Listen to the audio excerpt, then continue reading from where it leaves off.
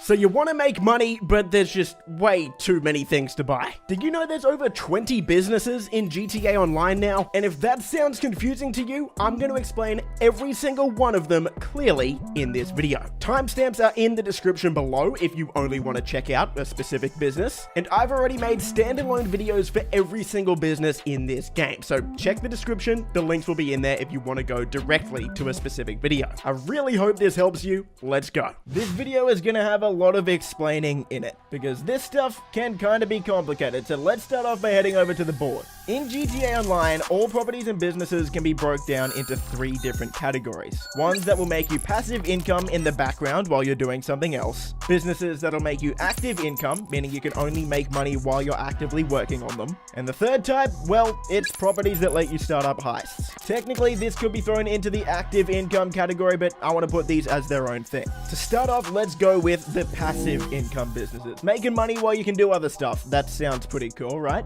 Well, let's go ahead and make things even more complicated. We're going to start off with the MC businesses. So the first thing we need to know is how many of these businesses actually are there. Well, there's 5.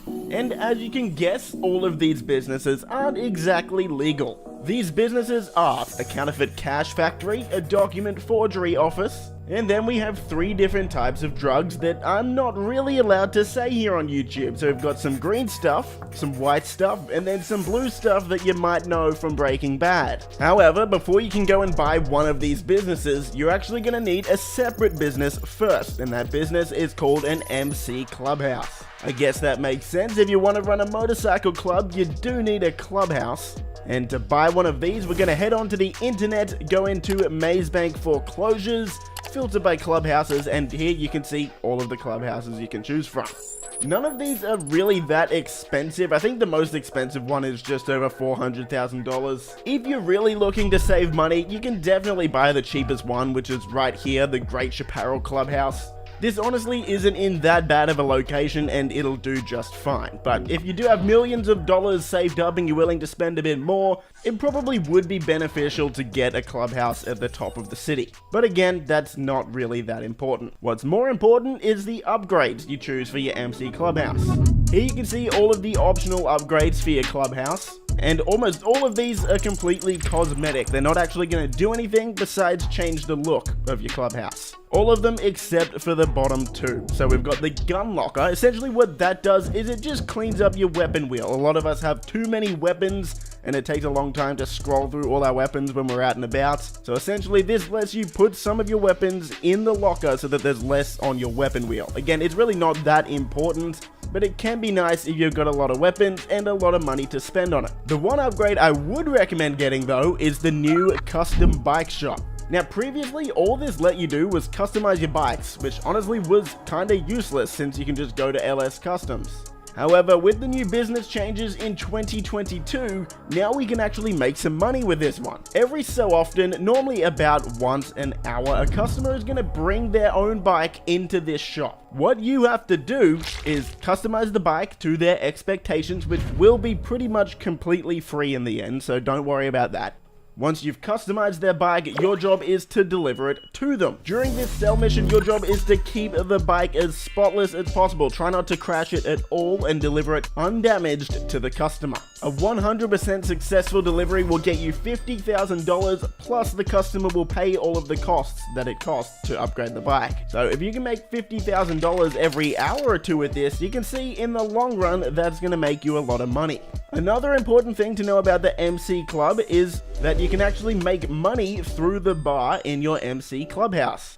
As the owner, all you need to do is go up to your bartender here, start a resupply mission, and keep that bar stocked every couple of hours. If you can do that, all you need to do is head into your office in your clubhouse and pick up the money that's going to be laying there. So now in 2022 and beyond, instead of just the clubhouse being a place for you to buy more businesses, now there's 2 ways for you to make money with it. And now you know what they are. Okay, so let's get on to the rest of the MC businesses, the other 5 that I mentioned before. This is where the real money is made. We've got 5 different businesses for you to choose, and each of them is going to create a different type of product that you'll end up selling. To recap, these different types of products are a document forgery office, a counterfeit cash factory, and then 3 different types of illegal substances. A green one, a blue one, and a white one. In order to buy these, go into your MC clubhouse in your office. You're going to have to set yourself up as an MC president, and you're going to want to sit down at your computer. From here, the game will let you choose any of these businesses and you can go ahead and buy them. If you're struggling for money, it's completely okay to buy the cheapest location for any given business. The business will still operate the exact same way and it'll make you the same amount of money per hour. So it doesn't matter if you buy one at the top of the map or one right in the middle of the city, they will operate the exact same way no matter what. For years, I've operated only using the cheapest location for each business because, well, that's going to save you a fair bit of money. But if you can afford it and you've got lots of money to blow, buying one in the city is an okay option now, especially considering you can do these sell missions in invite-only lobbies now. So, in theory, you're not going to have to worry about griefers.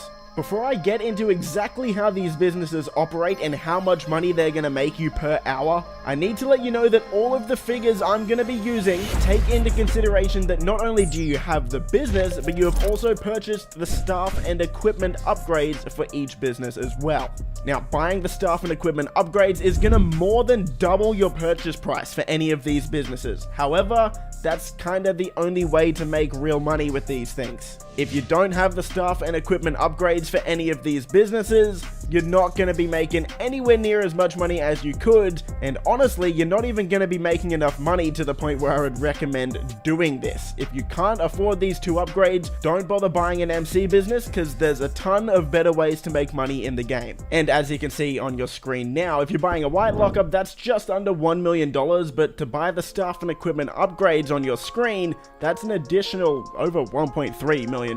Yeah, you can see it is even more expensive than the business itself, so keep that in mind before you buy one. In order to buy these upgrades, go into your MC business once you've purchased it, and you can buy it in the upgrades tab on the laptop in that business. Okay, let's get into how these work. The process is really quite simple. Once you walk into your business, you're going to see 2 bars on the bottom right of your screen, product and supplies. Your staff at any of these businesses will slowly convert that supplies bar into product. They'll be using supplies to create these products. Pretty simple, right? So all you need to do is 2 things. You've only got 2 jobs. You need to keep that supplies bar full and sell the product when you're ready to sell it. So that means you need to know 2 things: how to keep the supplies bar full and when to sell your product. There's 2 ways to restock your supplies. The first one, and the easiest one, is going to the laptop in your business, clicking on resupply, and then buying supplies. You'll see your supplies bar is broken up into 5 little sections. Each one of those bars costs $15,000. So that means to fully resupply your business, 15 times 5 is $75,000 for a full resupply. The other way you can restock your business is to steal supplies on your laptop. Once you click that, you're going to be put into a steal mission where you're going to go out, steal the supplies, deliver them back to your business, and that will slowly fill up that bar.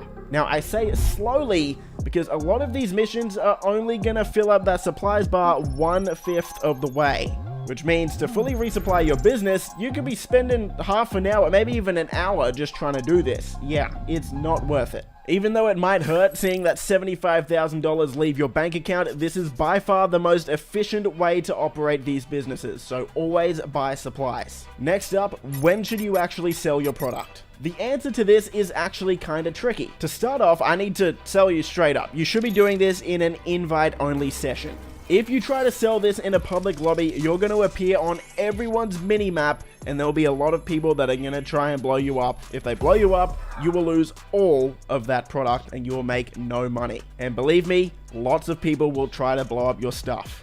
There's a few different strategies on when you should actually sell your product. Some players like to let it fill up all the way. That way they can just sell a lot more at once. However, what this is going to do is this is actually going to spawn multiple sell vehicles during your sell mission. A full business will normally give you 3 sell vehicles, which means that if you're doing this solo, a single sell mission could take up to 25 minutes to complete. You can occasionally get lucky and sell a full business, and it will sometimes only give you 1 vehicle, but that's pretty rare. A lot of other people, on the other hand, like to sell it very often when there's only about 1.5 bars of product. That way, you're normally only going to get 1 sell vehicle, and then your mission might only take 5 minutes. So honestly, it's up to you. Would you prefer to do more missions more often that are quicker, or would you prefer to do it less often but have a longer mission when you decide to sell? It's up to you. Let's talk about profit. How much are these going to make you, and which business is best? Well, first of all, when it is time to sell, you're going to want to sell to the remote location.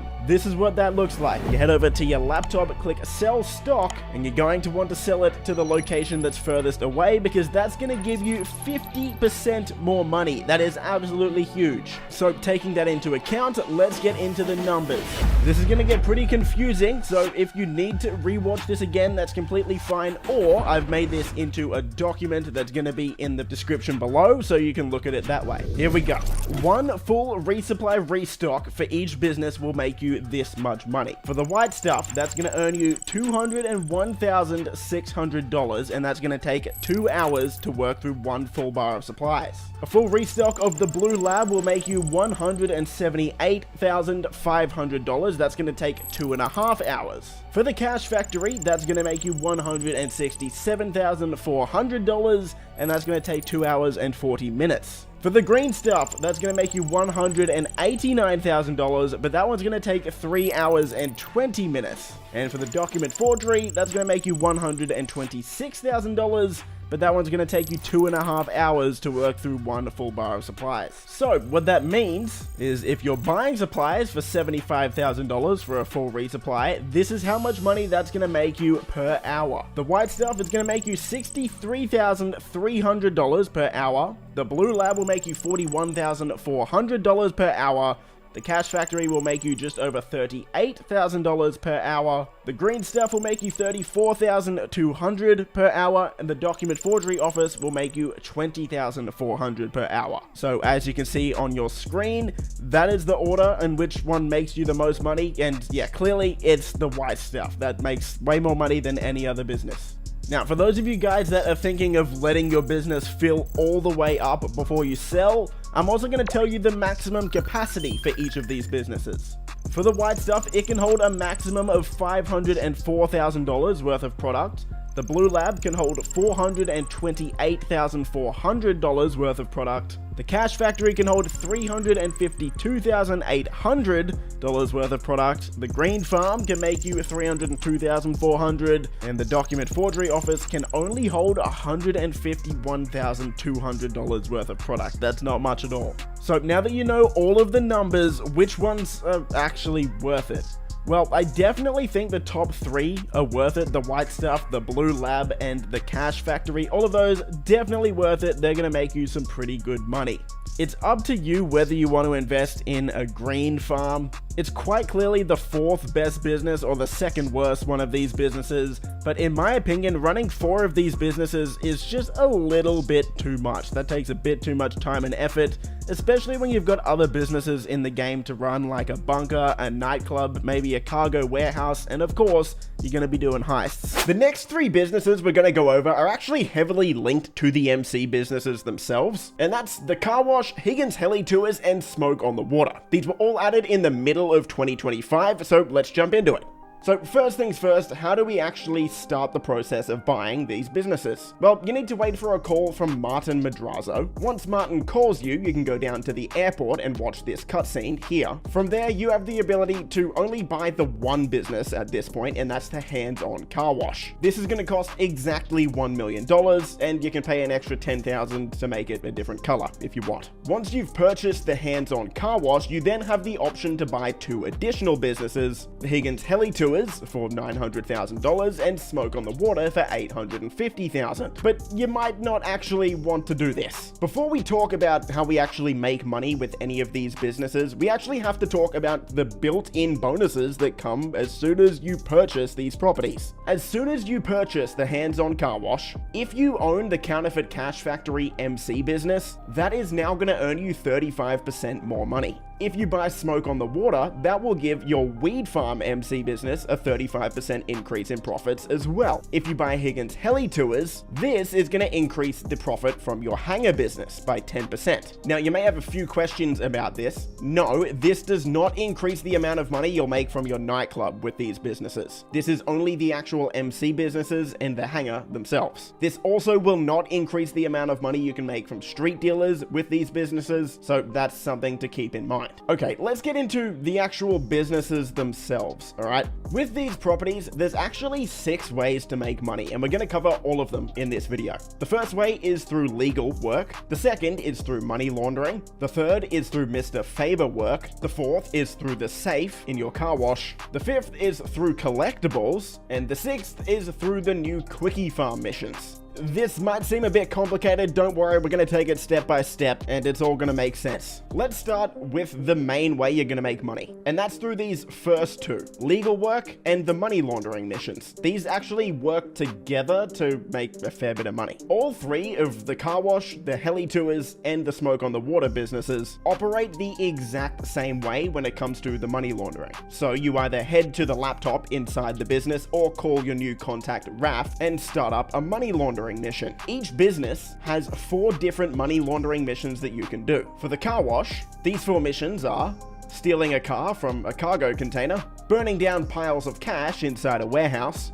disguising yourself in a security van heading to banks around the map and stealing cash, or stealing money from rival money laundering businesses. All of these missions will take between 3 and 7 minutes, except for that security van mission. I would recommend just finding a new session if you get that one. These are very quick, easy missions. Once you complete them, you'll have to wait about 10 minutes for Raf to launder the money, and then you're gonna earn $35,000. That money will be sitting next to your bed in your car wash. $35,000 for about 3 to 7-ish minutes work. It's okay. You know, it's not awesome, it's not the best way to make money in the game, but it's fine. But what about the other 2 businesses, Smoke on the Water and Higgins Heli Tours? Well, they're the exact same. If you go into those businesses, it's the same type of thing. Free roam missions, there's just going to be 4 different ones. For example, the Smoke on the Water missions have you going around destroying rival weed farms, and the heli tour business has you going around stealing helicopters on trucks, protecting clients on a yacht. You know, basic free roam GTA Online missions that we're kind of used to at this point. Again, once you complete these missions, it will take Raf about 10 minutes to launder the money, and that money will be waiting in your car wash again. So when it comes to the money laundering missions, it's not really worth buying the heli tours or the Smoke on the Water business because it's the exact same thing, and you may as well just do the car wash missions. They're all going to make you $35,000 for each mission, which takes about 3 to 7 minutes. Now, when you complete one of these money laundering missions, that's going to increase your business's heat bar by 10%. And once this heat bar gets full, you won't be able to do any more of these missions. So how do we lower the heat bar? Well, that's when that legal work that we spoke about earlier comes into play. Each of the 3 properties have a different type of legal work. For the car wash, you have to go get a client's car, bring it to the car wash it, and take it back. This is going to get you just under $2,000. And yeah, that's not much money, but that's not the reason you do it. You only have to complete one of these missions to completely remove your business's heat bar. Even if it's completely full, the heat will drop to 0 after doing one of these missions. For Higgins Heli Tours, to reduce the heat, you need to take some tourists on a helicopter tour across Los Santos. This is going to earn you $5,000 and again completely drop your heat. For Smoke on the Water, you need to go around delivering weed, because I guess weed is legal in Los Santos now. This will earn you a few $1,000s, drop your heat, and you even have the option to deliver the correct strain to the correct clients to get a little bit more of a tip, but it's not really worth it. It's only a few $100 extra. So that's the main way to make money, or the active way to make money with those 3 properties. Let's move into the next way, and that's through the safe. If you have a lot of other businesses in the game, this is automatically going to become one of the best safes in the entire game. Because the more businesses that you own, the more money the safe is going to make you. So you can see here how much money each of the other businesses is going to make us. And if you own one of every single type of property, this safe will make you $30,000 every in-game day, which is 48 minutes. And that's nothing to scoff at. $30,000 every 48 minutes for doing nothing. That's going to add up pretty quick. You should also probably know that the car wash, Higgins heli tours, and smoke on the water will all give you $750 per in-game day through the safe. But if you do 15 money laundering missions with each of those businesses, that's actually going to increase to $1,500 per in-game day. So if you do that and you own all of the other properties in the game, you can earn just over $32,000 per in-game day with this safe. Just remember to come collect the safe every few hours because the safe caps out at $100,000. So if you don't collect it, it's gonna start to overflow pretty quickly. It's also important to know that every in-game day, or every time the safe fills up a bit, this is gonna increase your heat bar by 8% as well. So even if you don't plan on doing the money laundering missions, you will have to do a car wash mission or legal work every once in a while if you want to keep using the safe. Also at the laptop in any of these properties, you can start up Mr. Faber missions. These are basically contact missions that are going to pay you roughly $20,000 to $30,000. At the moment, there's 6 of these. That's not much money, gonna be honest. These aren't great for making money. And every time you complete one of these, it's going to increase your business's heat by 10%. For your career progress, you do need to complete all of these with the maximum profit, but I know most people probably don't care about the career progress, so I'll go over how to complete that at the end of the video. Let's move on to the next way to make money with these businesses, and that's actually through collectibles, believe it or not. Every day there will be 10 daily collectibles that are going to spawn around the map, but only if you own the smoke on the water business. So like I said, each day 10 of these little packets will spawn around the map, and you're going to get $7,500 for each one you collect. If you collect all of them, you'll get an extra $25,000, which means collecting all 10 in one day will get you $100,000 total. If this is something you're interested in and you want to collect these each day, I'd recommend going to gtaweb.eu. I'll leave a link in the description. That website will update daily, showing you the exact locations of all of these collectibles. The final way to make money with these businesses is through the new Quickie Farm property. If you walk into it, it's going to start up one of these missions. What are these missions? Well, basically post-op delivery missions, just with a bit of a faster vehicle. So this is going to put you in a Sentinel GTS car that just came out, and you basically have to deliver medical supplies to 6 different places around the map. Completing all 6 of these before the time expires will get you $37,000, and it's probably going to take you about 15, maybe 10 to 15 minutes. Yeah,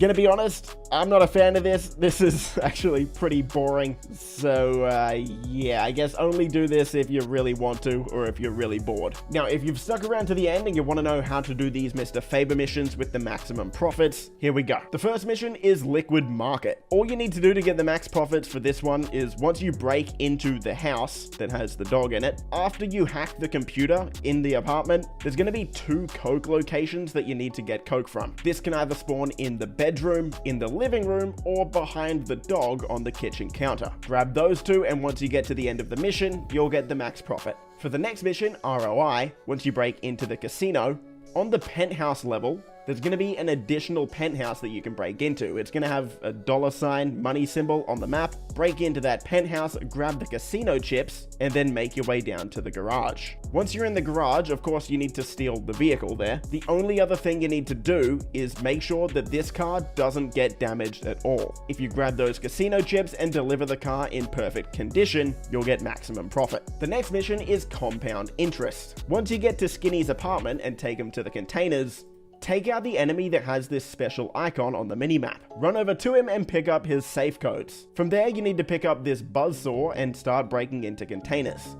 3 of the 5 additional containers that you can break into will have additional loot for you to take. Take all 3 of those pieces of loot, as well as the diamonds from the container Skinny unlocked, and you'll get maximum profit. The next mission, Mutual Funds, made me want to die. This is one of the worst missions in the entire game because this flatbed always finds a way to get stuck. Anyway, if you want maximum profits, you just need to make sure that this flatbed does not get damaged at all. One of the best ways to do that is to bring a vigilante along, for example, example, and just blow up all of the enemies before they get the chance to shoot the flatbed. The next mission, Current Liabilities, makes you go out near the power plant and pick up GJ. All you need to do to get the maximum profits here is get to GJ before he loses too much health and deliver him to the hospital at full health. Once you complete the mission and collect all of the extra cash that the game tells you to get, you'll get maximum profit. And for the final mission, the Monopoly, complete the mission like normal up until the point where you get to the construction site. Once you're here, try and progress through completely stealthy if you can. I'm not sure if this is required, but you can actually kill the boss by dropping explosives on him using this crane. Once you've done that, head to the bottom of the construction site, take out these enemies, and grab the duffel bag containing the cash. Once you do that and complete the mission, you'll get maximum profit. So are these properties worth it? Well, my answer to that question would be, it depends on how much you're planning on playing GTA Online over the next year. If you have all of the properties in the game, just buying the car wash alone and using the safe in the car wash will get you quite a bit of money. So if you're going to be grinding a lot over the next year, yeah, probably buy the car wash, because that safe is really good. But in terms of the actual money laundering part of the business, it's not going to be that great. It's really going to be something you only use when it's on double money, and apart from that, it's probably going to go unused. Moving on to the next passive business, that's the bunker. When it comes to making money with the bunker, everything we just went through with the MC businesses pretty much applies here. Think of the bunker like a juiced up MC business. Works pretty much the same way, but just gives you more money.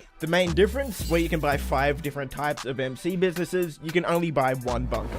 So how do we buy one? Well, just like with the clubhouse, you want to go to your internet on your phone, go in money and services into Maze Bank foreclosures again. This time just filter it to bunkers, and again, you're going to see that there's a lot of them around the map. In all honesty, I would recommend buying pretty much any bunker except the 3 that are at the top of the map. The main reason for that, on top of it just being a pain to get to the top of the map all the time, is again during the sell missions. If you've only got a 15-minute timer and you need to do 2 deliveries from the top of the map to the bottom of the map, you're just not going to have enough time. If you got the Criminal Enterprise Starter Pack, you'd actually have the top bunker for free. If that's you, my main suggestion would be get away from that as far as possible. Even though this one's free, it's just not worth having. Buy one closer to the city if you can. The 2 I would recommend are either the Farmhouse Bunker, which is a bit pricey at 2.375 million, or the Chumash Bunker, which is on the left side of the map and it's a lot cheaper. Both of these 2 are really close to the city, which means when you go to sell the product, you're not going to have that far to go.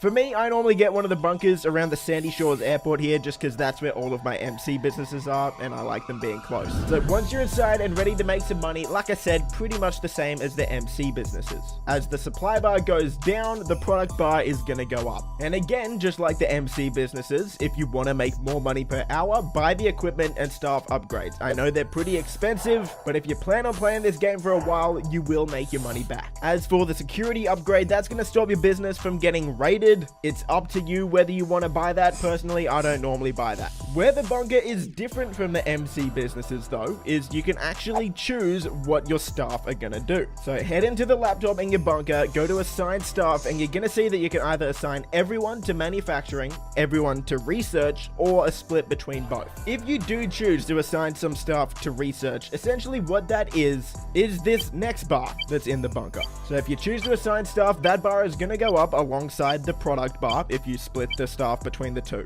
And every time that research bar fills up, you're gonna unlock the ability to buy a new upgrade for a specific vehicle, maybe a new attachment or different ammo type for Mark II weapons. And that stuff can be useful, but for the overwhelming majority of players, you're probably just gonna want to get as much money as possible. So what I recommend doing is assigning all staff to manufacturing only. Just like the MC businesses, in order to restock or resupply your business, you have the option to either steal or buy supplies for $75,000. And again, time is money in GTA Online. Instead of spending like half an hour resupplying your business if you're doing it solo, it's much more cost effective to just buy the supplies for $75,000 and then go do a heist or a mission or something. So how much money is this business gonna make you? Well, with no upgrades, no staff and equipment upgrades, you're gonna get $40,000 profit an hour. With only the staff upgrade, you're gonna get about $54,000 an hour. With only the equipment upgrade, you'll get about $55,000 an hour. And with both upgrades, you're gonna get about $79,000 profit an hour, which of course makes this better than any of the MC businesses. When you're ready to sell, keep in mind that if the stock bar is over about 20% of the way full, there's a pretty good chance that it's going to spawn a second delivery vehicle. So if you're selling solo, of course, you only want one vehicle, so make sure you sell before that stock bar gets to about 20%. Let's talk about the newest way to make money with the bunker, and that's the ammunition deliveries. Every 48 minutes, this truck at the front of your bunker will fill up with weapon parts. All you have to do is walk up to this vehicle, press right on the D-pad, or E on PC, I believe, and then drive that vehicle to an ammunition. Most of the time, enemies will chase you and try and hunt you down, and once you complete that mission, you'll get $50,000, which is actually pretty good considering they're pretty quick. If the delivery is a long way away though, like you can see here, mine was over 6 kilometers away. That's a pretty long way to drive this slow vehicle. What you can do instead is actually just blow up the vehicle and then go straight back into your bunker. For whatever reason,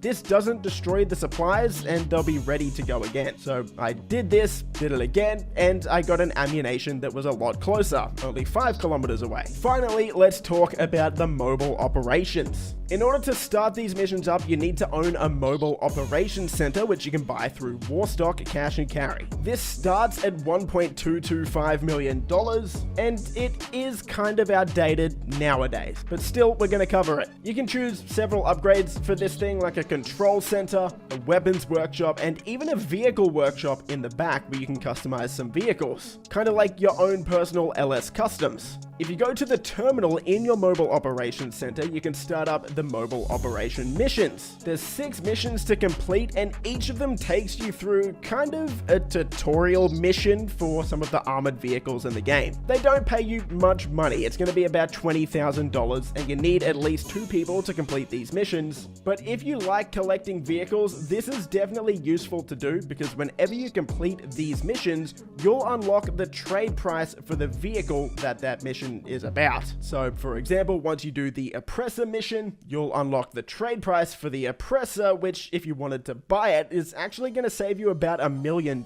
So kind of good. And there you go. Now you know absolutely everything you need to know about the bunker. Let's jump in to the acid lab. First things first, how do we actually unlock this? What you want to do is go up to the R that's on your map up at Blaine County, and this is going to set you off on a short story. This is just the first mission of 6 missions you're going to need to complete in order to unlock the acid lab. The first mission takes place right here, and the next 5 will take place outside the freak shop in the city. After you've completed the first mission, just go over to this D on your map and start up the 5 DAX missions. Upon completing all of these missions, your character will steal the Brigade 6x6 and store it in the freak shop. From there, you have 1 more mission to complete.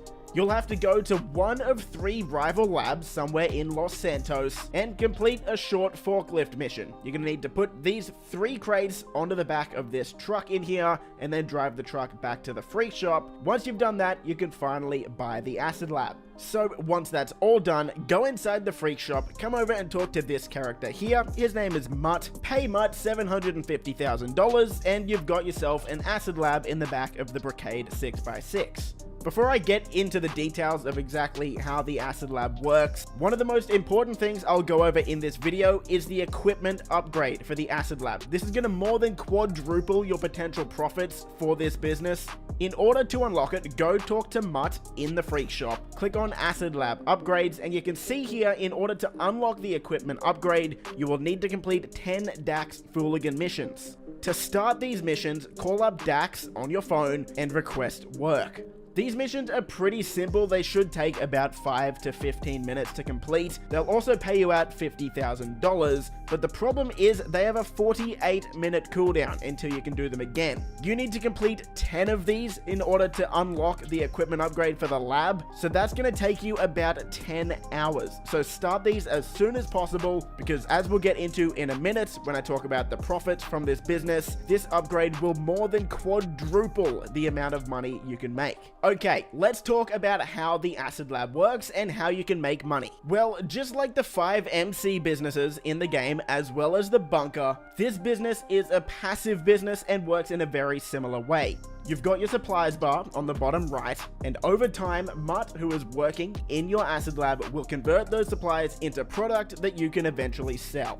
However, there are some key differences with this business that make it a bit more unique and, in my opinion, better than the other businesses. So first things first, how do we get supplies for the business? There's 2 ways you can do it, and if you're a veteran, you know this by now. You can either steal the supplies or you can buy them. In order to steal the supplies, come over to this part of your acid lab and start a source mission. This will put you in a mission where you have to go out, steal the supplies, and bring them back to the acid lab. When you're in this mission, once you collect the supplies, you can actually just request your acid lab and bring it pretty close to you. To do that, head into your interaction menu, go down to services, and click request acid lab. This is going to spawn it nearby, meaning you don't actually have to go that far in order to deliver these supplies. Being able to do that is a pretty big improvement over other passive businesses in the game, but the same problem still remains. If you're doing this solo, one steal mission is only going to fill up just over 1 of the 5 supplies bars, and it's going to be more time effective to just buy the supplies. So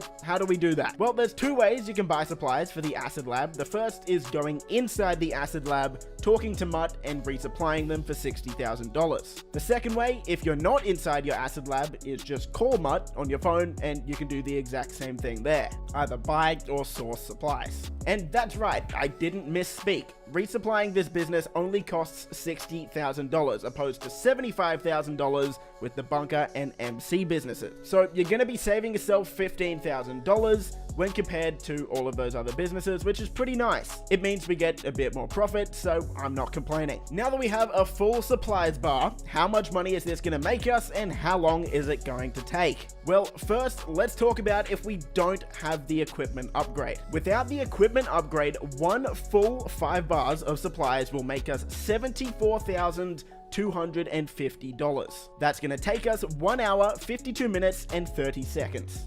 In order to completely fill your acid lab without any upgrades, that's going to take you 3.2 full bars of supplies. Or if you're measuring it in the fifths that it shows you, 16 of those mini bars. I hope you haven't skipped your math class. Let's do some math. That means to completely fill the acid lab, that is going to take you exactly 6 hours with a full value of $237,600. So, how much money does that make us per hour?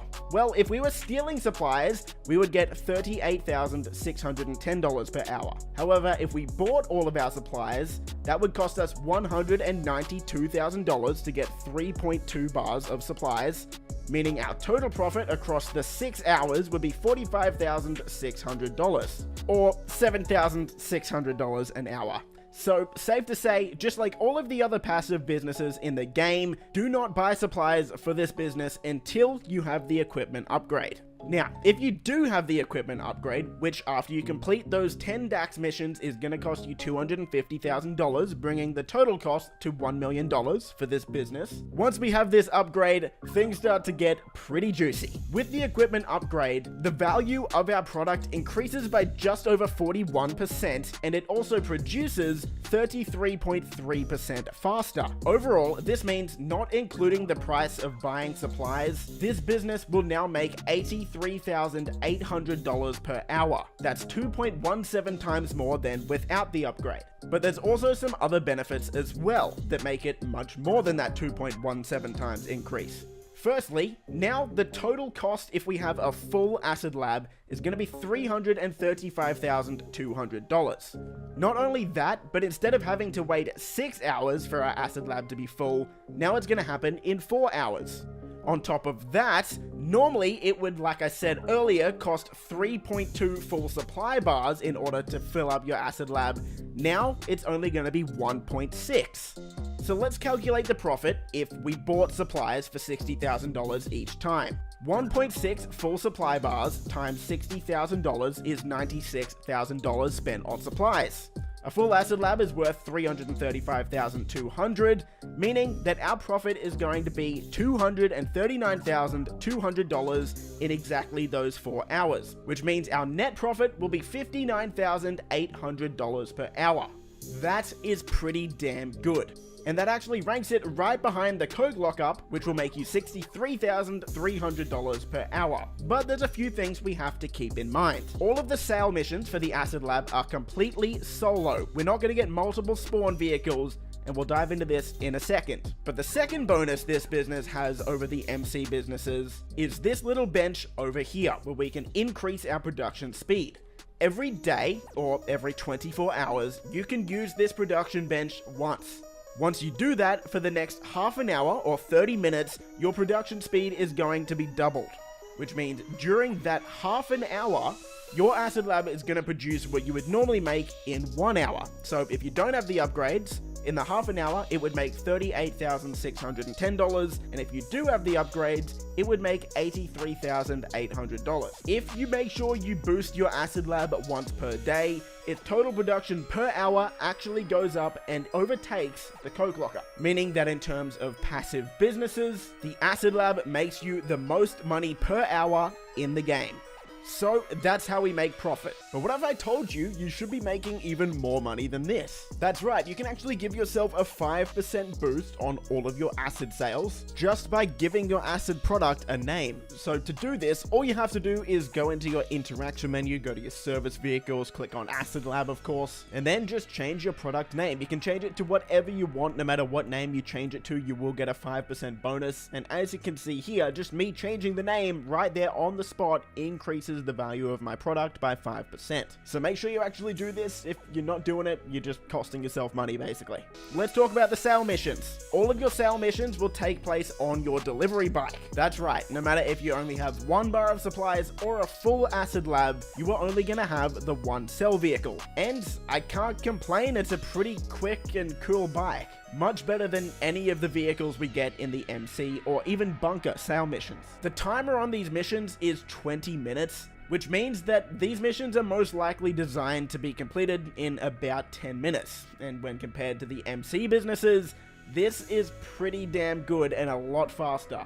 Keep in mind that in your free shop, you can also upgrade and customize this delivery bike, meaning you can increase the handling, increase the speed, and make it look how you want. That is most certainly a W in my book. Another thing to note is if you complete these sale missions in a public session, you're going to get the high demand bonus, or 2% extra money per player. Like you can see here, my acid lab was only supposed to be worth $335,000, but I got over $500,000 for this sale because I did it in a full public lobby. Not only that, but another bonus with this business is because it's not an MC business, you can set yourself up as a SecuroServe VIP or CEO, which makes it a lot easier to sell in public sessions.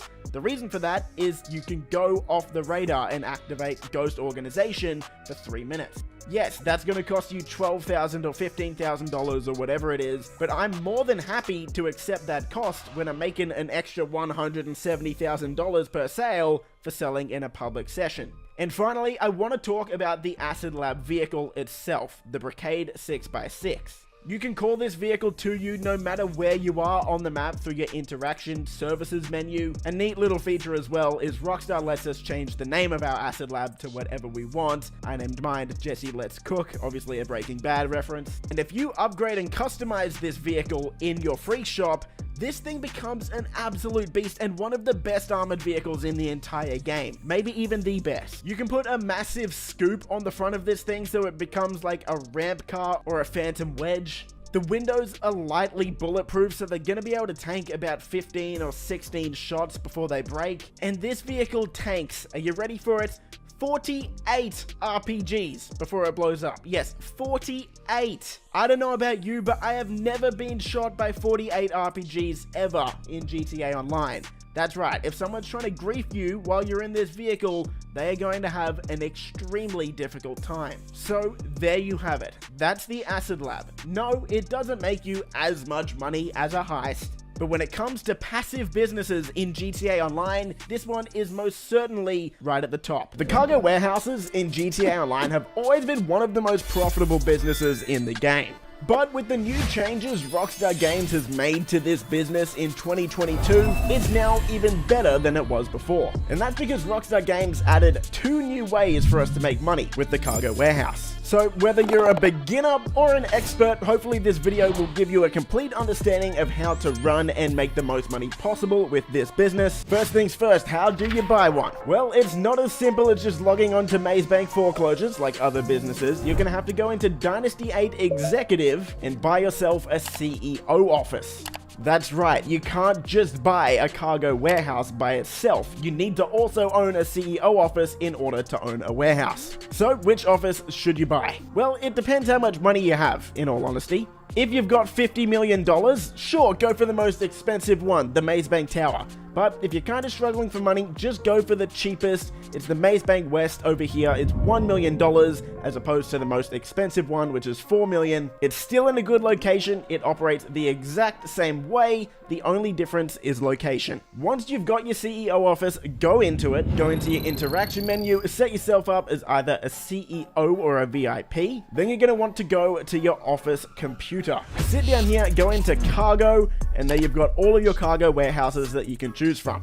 You've got 3 options: small, medium, and large. So what's the difference? Well, obviously size. A small crate warehouse can only hold up to 16 crates maximum. A medium one can hold up to 42, and a large one can hold 111 crates before you have to sell. So this one's a no-brainer. If you can afford it, a large warehouse is going to be the most profitable, because that way you're not going to have to complete sell missions as often. Instead, you can just keep resupplying it until it's completely full and then sell it all in one go. It just saves you some time, basically. It's also important to know that you can actually buy more than one warehouse. You can buy up to 5. This means that at least having 2 warehouses is extremely helpful, and that's because after each resupply mission, you're going to have a 5-minute cooldown. So if you have a second warehouse, instead of waiting for the cooldown on your first warehouse, you can just start a resupply mission for your second warehouse. It's basically going to make you almost twice as effective. Just like your CEO office, the cheapest possible warehouse will get the job done, but if you can afford one of the most expensive ones, it might be beneficial to buy one that's in a better location for you. So once you've gone ahead and bought whichever warehouse you want, now you can start making some money. So how do these businesses work? To put it simply, you're going to pay money to reveal the location of a certain amount of crates, 1, 2, or 3. That will then put you in a mission that will set you out to go and steal those crates and deliver them back to your warehouse. After that, once they're in your warehouse, you can sell them for more money. If that's confusing, don't worry, I'll show you how it all works. So should you buy 1, 2, or 3 crates? Always buy 3 crates. The reason for that is pretty simple. It's a lot faster to source 3 crates at once instead of doing 1 crate over and over again. Even though it is a lot cheaper to just buy 1 crate at $2,000 per crate, the amount of time you're going to save by paying $6,000 per crate and getting 3 crates, which is $18,000, is heavily going to outweigh the profit that you would make by sourcing 1 at a time. So click buy 3 crates and let's start the mission. There are 2 different types of source missions when it comes to 3 crates. It will either locate a vehicle that has all 3 crates in the one vehicle, or it'll put you in a mission where you have to pick up each crate individually. It is a lot more time efficient when you get all of the 3 crates in the one vehicle, because when you have to collect all 3 individually, your character can only carry 1 at a time, so you have to go and get it, deliver it to your warehouse, go back out, get the second one, go back, get the third one, etc. Either way, both are more time efficient than just buying 1 crate at a time. Once you complete that mission, like I said earlier, you're gonna have a 5-minute cooldown until you can do it again. This is where it really helps if you have a second crate warehouse. That way you can either fly back to your CEO office or just set your spawn location there and find a new lobby. That's sort of an easy way to fast travel. Or if you have one, you can call a terabyte and source it through there. I'll show you how to do that on screen now. Or another way you can do it is start these sale missions up through the master control terminal in your arcade. Regardless of which way you choose to do it, having a second warehouse means you can immediately start another mission. By the time you complete that mission, the cooldown should be finished and you can stock up your first one again. Just keep going back and forth and make almost twice the amount of money. With the changes Rockstar made in 2022, there is another way that you can source crates for your cargo warehouses as well. Now, when you go into your cargo warehouse, you're going to have a staff member there. What you're going to want to do is walk up to them and pay them $7,500 to go source some crates for you. So not only are you going to be sourcing crates, but you can also pay your staff to source them at the same time. Once you pay them $7,500 to go and do that, that's going to take them 48 minutes. After the 48 minutes is up, they'll deliver that cargo back to your warehouse. Most of the time, they're only gonna get 1 crate. However, sometimes they're gonna get 2 crates, and there's an even smaller chance that they can get 3, and an even smaller chance than that they're gonna get you special cargo, which sells at a much higher price than the normal crates. So, if you have 5 crate warehouses, for example, you can have 5 different staff members sourcing your cargo in the background passively while you're grinding these missions as well. And that's a big reason why these crate warehouses are more profitable than ever. Before we talk about when you should sell the special cargo, I want to quickly talk about the other new money-making method Rockstar introduced with this business as well. And that's the new export mixed goods missions. You're going to be able to do these every 48 minutes. Which is an in-game day. All you need to do is go to your assistant in your CEO office, and the option to start the mission is going to be right there. This is a really simple mission. You're just going to have to drive a truck to the drop-off point, and you're going to get $50,000 for that. So yeah, this is a nice little bonus to have every 48 minutes, basically. Okay, let's talk about when you should actually sell the crates in your warehouses. If you sell 9 crates or less, you're only going to have 1 sale delivery spawn, so that makes it really easy to complete solo.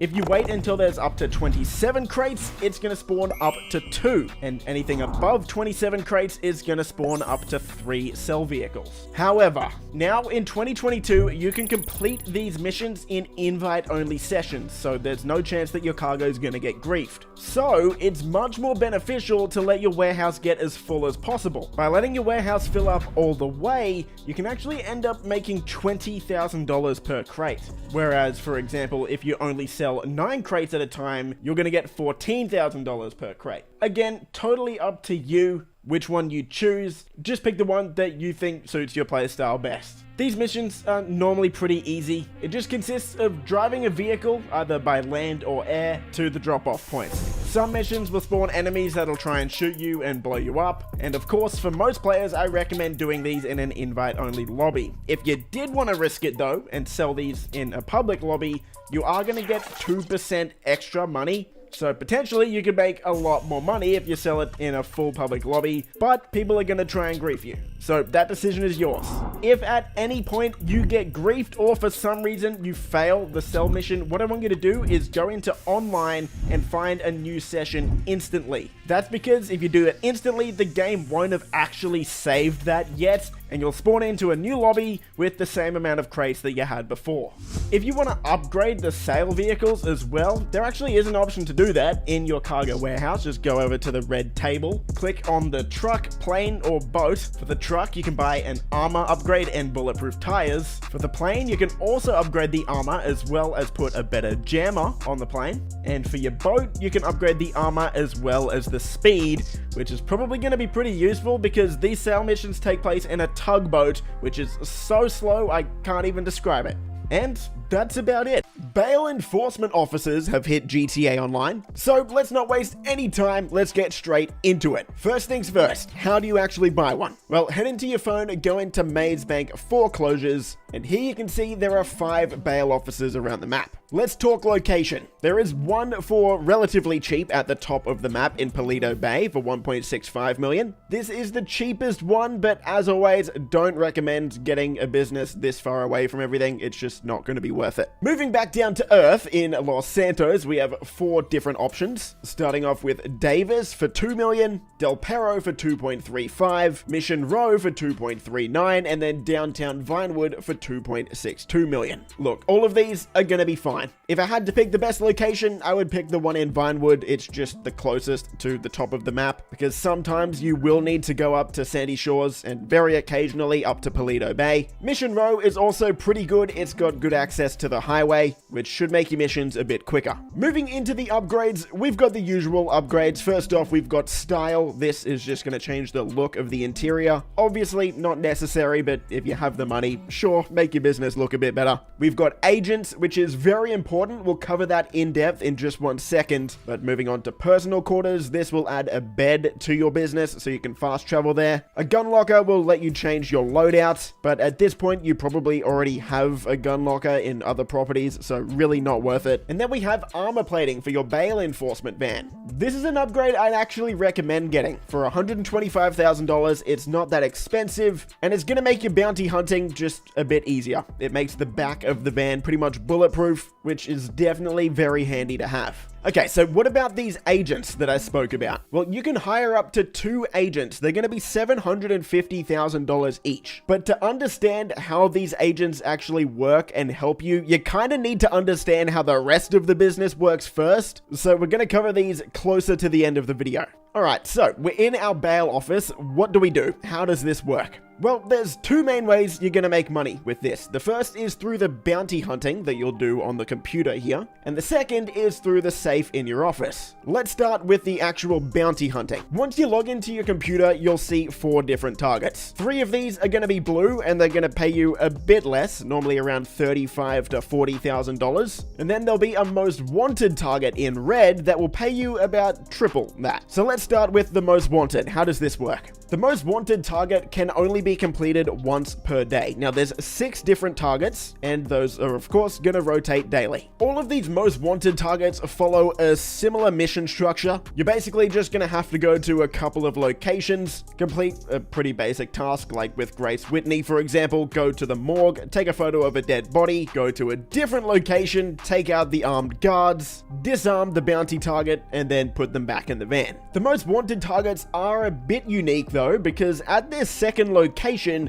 there can be secondary loot. So here in this Grace Whitney mission, for example, Jeanette tells us about a painting that's on the wall. What we have to do is go get a bag, then go back over to the painting, cut out the painting, and we get a bit of extra money once we finish the mission. Not much though, like this painting was only worth $5,000, but better than nothing. Once you actually get to your bounty target though, you do have a couple of options, or a few options even. You can kill them, which I wouldn't recommend. You can disarm them by shooting the gun out of their hand, or you can use a stun gun on them. Now, killing them by far is the worst option. That's going to decrease your pay by 75%. You're only going to get 1/4 of the payout. And the thing is, it's not even quicker. Like, even if you do kill them, you still need to pick up the body and then drive them to the morgue. So yeah, we just never recommend doing that if you can avoid it. You're always going to want to shoot the gun out of their hand or stun them and then pick them up and put them in the van. Once you do that, all you have to do is drive back to your bail office, and then Jeanette is going to start processing the payment. Okay, so what does that mean? Why don't you just get paid immediately? Well, because this is a bail office, you actually need to process the payment and then hand them over to the police. So it's going to take a bit of time for you to actually get paid. But how long? That's the question. Well, this is where those agents come into play that we mentioned earlier. If you have 0 agents, it's going to take you 24 minutes to get that payment, which is half of one in-game day. Of course, an in-game day in GTA Online is 48 minutes, so half a day is 24 minutes. After the 24 minutes are up, you'll get paid, and that's that. If you buy 1 agent though, for $750,000, that's going to cut that time in half, meaning you can process any bounty targets in 12 minutes. If you buy a 2nd agent, again, it's going to cut that time in half, so it's going to reduce it from 12 minutes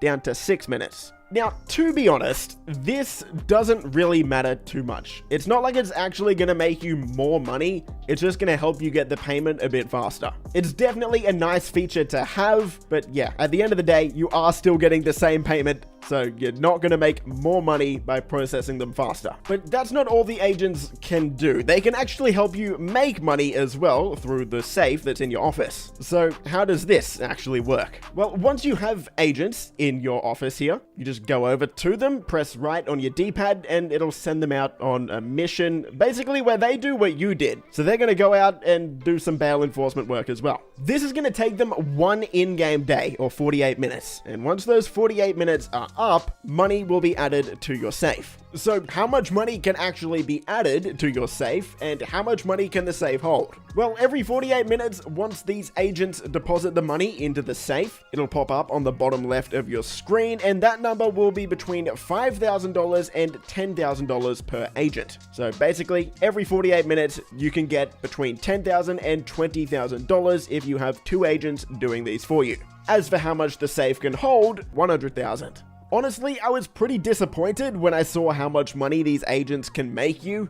So my final verdict on the agents is they're probably not worth it. Or at least not unless you plan to spend lots and lots of time using this business. Yes, they do get you the money from your bounties a bit faster, but the fact that the only money they actually make you is $5,000 to $10,000 every in-game day, I was expecting a bit more if we're gonna have to pay $750,000 per agent. The final part of the business we need to talk about are the rest of the bounties. So of course you've got your most wanted bounties that you can do once per day, but what about the other 3? Okay, so these ones will get you between $35,000 and $40,000 normally, and these reset once every hour. So the most wanted is once per day, the other ones are once per hour. So you can do 3 of them per hour. These ones are normally a lot quicker than the most wanted bounties, not that those ones were particularly long, but these are very, very short missions. An important tip for all of these bounties is that you don't actually need to drive your van to the location. So for example, you can just call in your Sparrow, your Buzzard, your Oppressor Mark II even, and just fly over to the location where the bounty target is at. Once you actually stun or disarm the target and walk up to them, you can put them straight in the van. Even if the van is on the complete other side of the map, it's going to teleport the van directly to you. So yeah, don't go wasting your time driving your van all across the map to pick up these targets. The only time you'll need the van is once you actually have the target and drive them back to the business. Now, for these normal bounties, there's a few different types of missions you can get. The first is for any Duggans. So if the surname of your bounty target is Duggan, you're going to have to go break into a Duggan hideout. This one's very simple.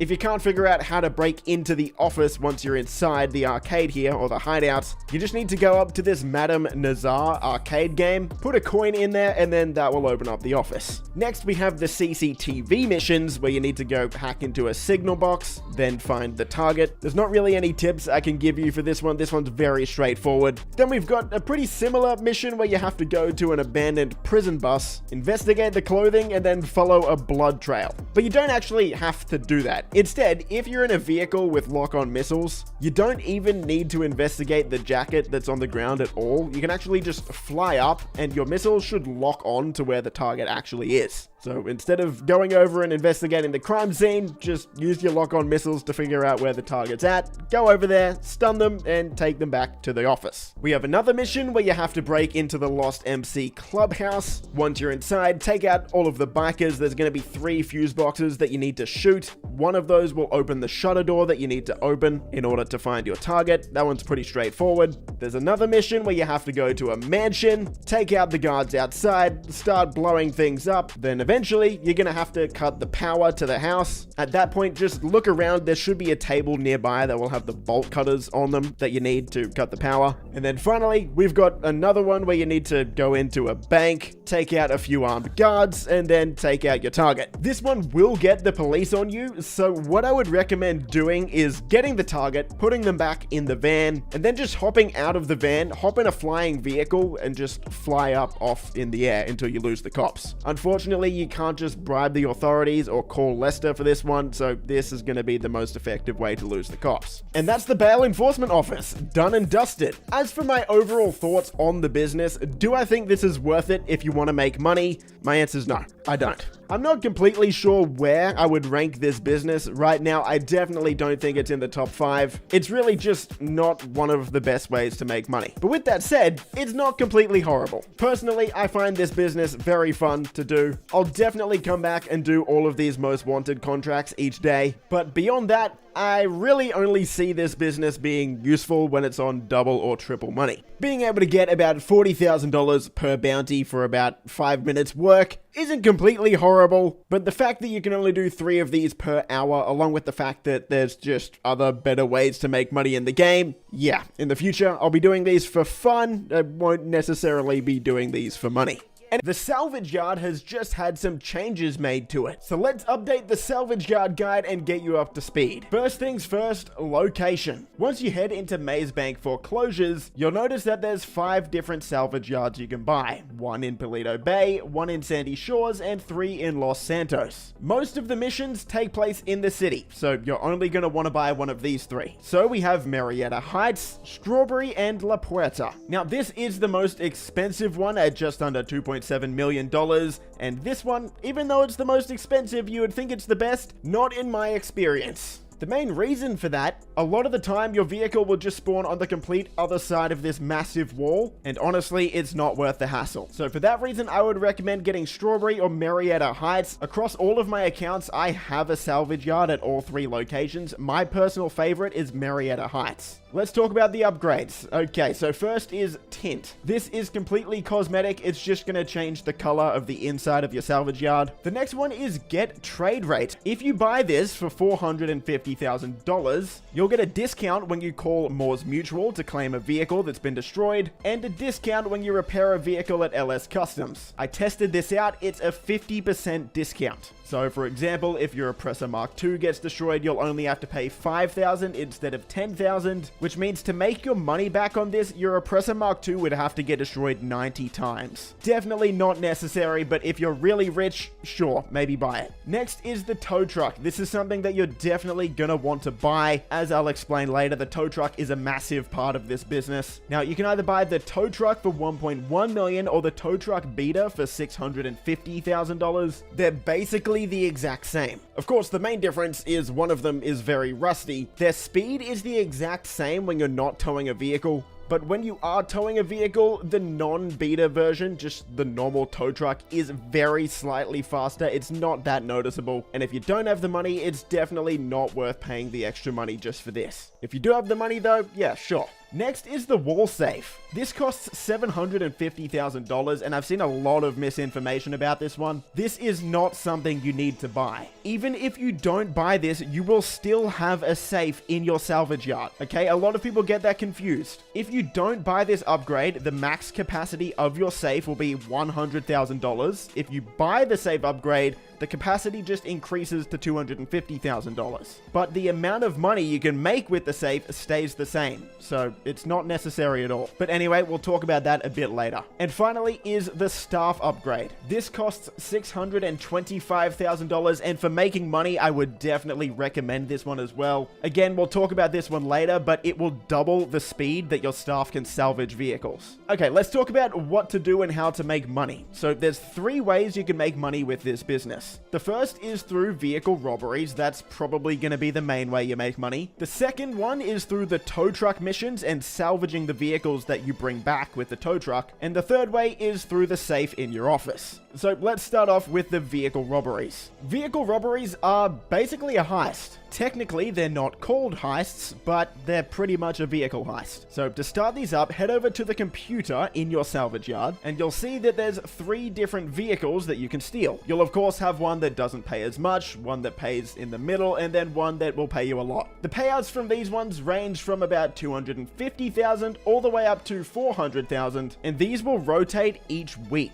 So in some weeks, we may get some vehicles that are worth the low 200,000s. We may get some that are worth well over 400,000. It's just going to change week to week. Now, I'll get to explaining the actual robberies in a second, but what you need to know is these can only be done once per week. You can only do 3 a week. So that's right, it's not going to reset straight away. You can't just do it again after you finish it. You can only do each of these once per week. And yes, that is a real life week. They're going to reset every Thursday when the GTA Online weekly update comes out. Okay, let's get into the actual robbery. Setting up a robbery will cost you $20,000, and the first thing you'll have to do is a scope out mission, just like you would with a heist. This won't be difficult at all. All you have to do is just go to a certain location, take some photos, send them to Jamal Amir, and you're done. Next, you'll have to do some planning work as well as some tasks. Normally, you'll have 2 mandatory tasks and then 1 optional task. The mandatory ones are very straightforward. straightforward. They're just things that you need for the heist. I'm not going to hold your hand and walk you through these setups. They're pretty straightforward, and I'm sure you're a pretty good player, so go ahead and do that planning work. And then you have one optional planning work. This is something that will just make the finale a bit easier. It'll normally be something like with the gangbanger robbery, for example.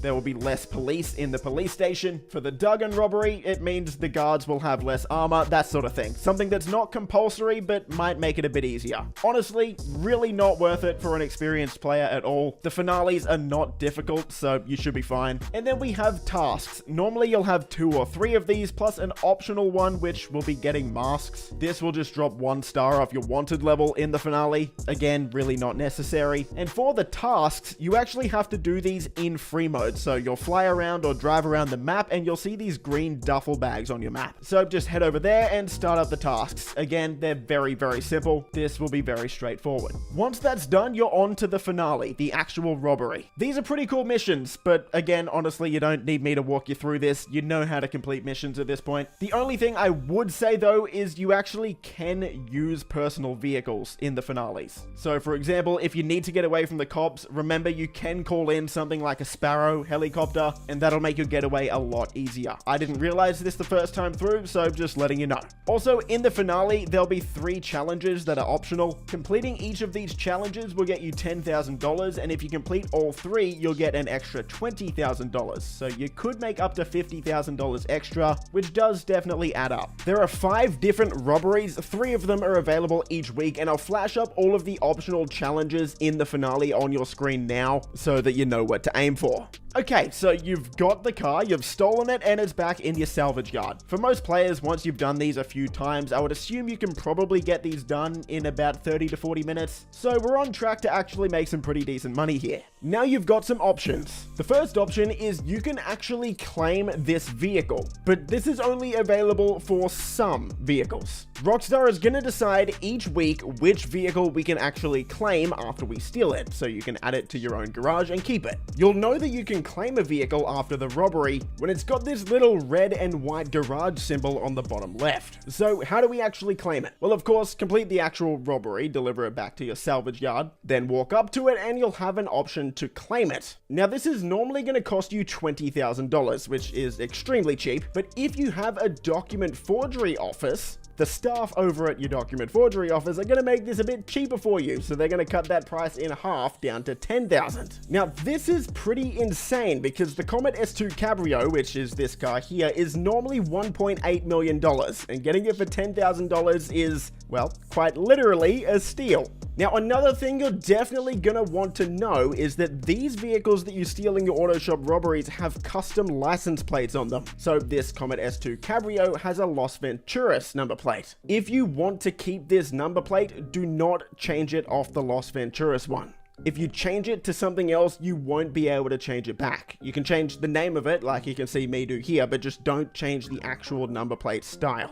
Now, if you don't want to buy the vehicle, or if you just can't, because most vehicles you just can't keep, now you have 2 options. You can either sell the car to Yusuf Amir, or you can salvage it in your own salvage yard. Trust me when I say you should never, ever salvage it. Always sell it to Yusuf Amir. This is for multiple reasons. The first one is if you salvage it yourself, you're only going to get 80% of the value. And the other reason is by salvaging it, you're actually using one of your own salvage bays, so you can't salvage another vehicle. Anyway, we'll talk about how the salvage bays work in just a second, but for now, all you need to know is always just sell it for the maximum profit to Yusuf Amir. And again, this is very straightforward. All you'll have to do is drive the vehicle down to the docks. For anyone who has a cargo bob, yes, you can use a cargo bob to fly it down there if you're nervous about damaging it, and then you get paid. So you probably made $250,000 to $400,000, depending on the vehicle that you stole, in about 45 minutes-ish. It'll probably take you a bit longer your first few times through, but as you get better, in about 40 to 45 minutes. So not incredible money, but also not horrible. Now, when you do sell to Yusuf Amir, you've probably got a couple questions. The first one might be, will I get a high demand bonus if I sell this in a public session? The answer to that is no. There's no benefit to selling these in a public lobby, so you may as well do it in an invite-only session, and you can actually sell multiple vehicles at once, so if you have a friend that's helping you out, you can complete 2 of these sell missions at once. Next, let's talk about the tow truck and salvaging vehicles. If you buy the tow truck, of course, there will be a tow truck in your salvage yard. If you hop in the driver's seat, you can go out and start tow truck missions. This is exactly what it sounds like. You're gonna go out, steal a vehicle with your tow truck, tow it back to your salvage yard. Pretty straightforward. What's not so straightforward though is getting paid for it. So you're not actually gonna get paid instantly. Instead, your staff in your salvage yard will have to, well, salvage the vehicle for parts, take it apart, and then you'll get paid. How long this takes though depends on whether you have the staff upgrade or not. If you don't have the staff upgrade, this is going to take 2 in-game days or 96 minutes. If you do have the staff upgrade, it's only going to take 1 in-game day or 48 minutes. So obviously very, very useful. And this will pay you between $30,000 and $40,000. Now, as you're seeing on your screen now, I'm obviously earning more than $40,000. That's because occasionally Rockstar will give us weekly bonuses on this, but this is a pretty rare occurrence. Your staff can take apart 2 vehicles at once as well. So $30,000 or $40,000 for about a 3-minute tow truck mission really isn't that bad at all. But that's not all, because we have to talk about the safe, and the safe is actually linked to the tow truck. If you have a nightclub, think about the safe the same way you would think about the nightclub popularity bar. The more tow truck missions you do, the more money you're going to get each time the safe fills up. So your safe will fill up every in-game day. So every 48 minutes, the safe will tick up and add more money. If you've done no tow truck missions, you're only going to get a couple $100 in your safe every 48 minutes. And on your screen now is the profit breakdown. I'll explain it. It's a bit confusing. Now, for every tow truck mission that you complete, that will increase your safe level by 25. Of course, that means if you do 4 of them, that'll put it at 100 and you'll be earning max profit. But also keep in mind that every in-game day or 48 minutes, the safe level will go down by 5. So if you don't do a tow truck mission for more than 2 in-game days, that would drop your safe level down from 100 down to 90, which of course means you wouldn't be making max profit every in-game day. And of course, remember the safe income is completely separate from the salvage income. So this is additional money that you'll be making from the safe. This doesn't affect or take away how much money you're going to make from the actual salvages themselves. Just another little tip I'll give you, whether it's any of the setup missions or even the tow truck missions, in most of these missions, when you get the cops on you, you won't actually be able to call Lester or anything like that, but if you want to get the cops off you quickly, just blow yourself up and the cops should be gone.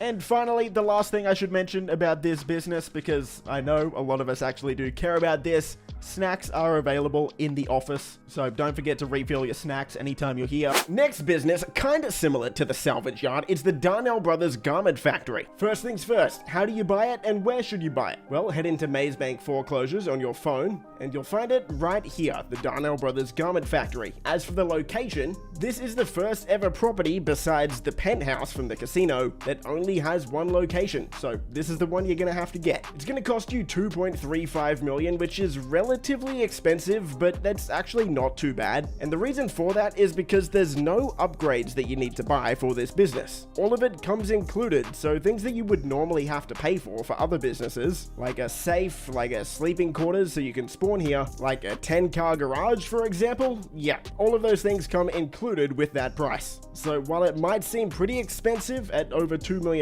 compared to other businesses, the value you're getting here is actually pretty good. Once you've bought your factory, head in, you're gonna get an opening cutscene like you do with every property. There is a little bit of a tiny storyline here. Basically, Lester sold the garment factory because Lester used to own it from the single player. He burned it down in single player and now he's selling it to us. In fact, you'll actually get an email or a text from Lester after you complete one of the missions with him just congratulating you on buying the property. Okay, so what the hell is in this business and how do we make money with it? Well, if you head upstairs and head to the left, you'll find your sleeping quarters and a wardrobe so you can change your outfit. There's 2 ways to make money with this property, and if you own other businesses, you probably know what they are. The first and the main way to make money is by completing the robberies, or basically mini heists. The official name for these missions are FIB files, so we're going to call them files from now on. The second way you can make money with this property is through the passive income safe. So in this room, you'll find a safe. The money that you earn from this is actually going to be through the garment factory itself.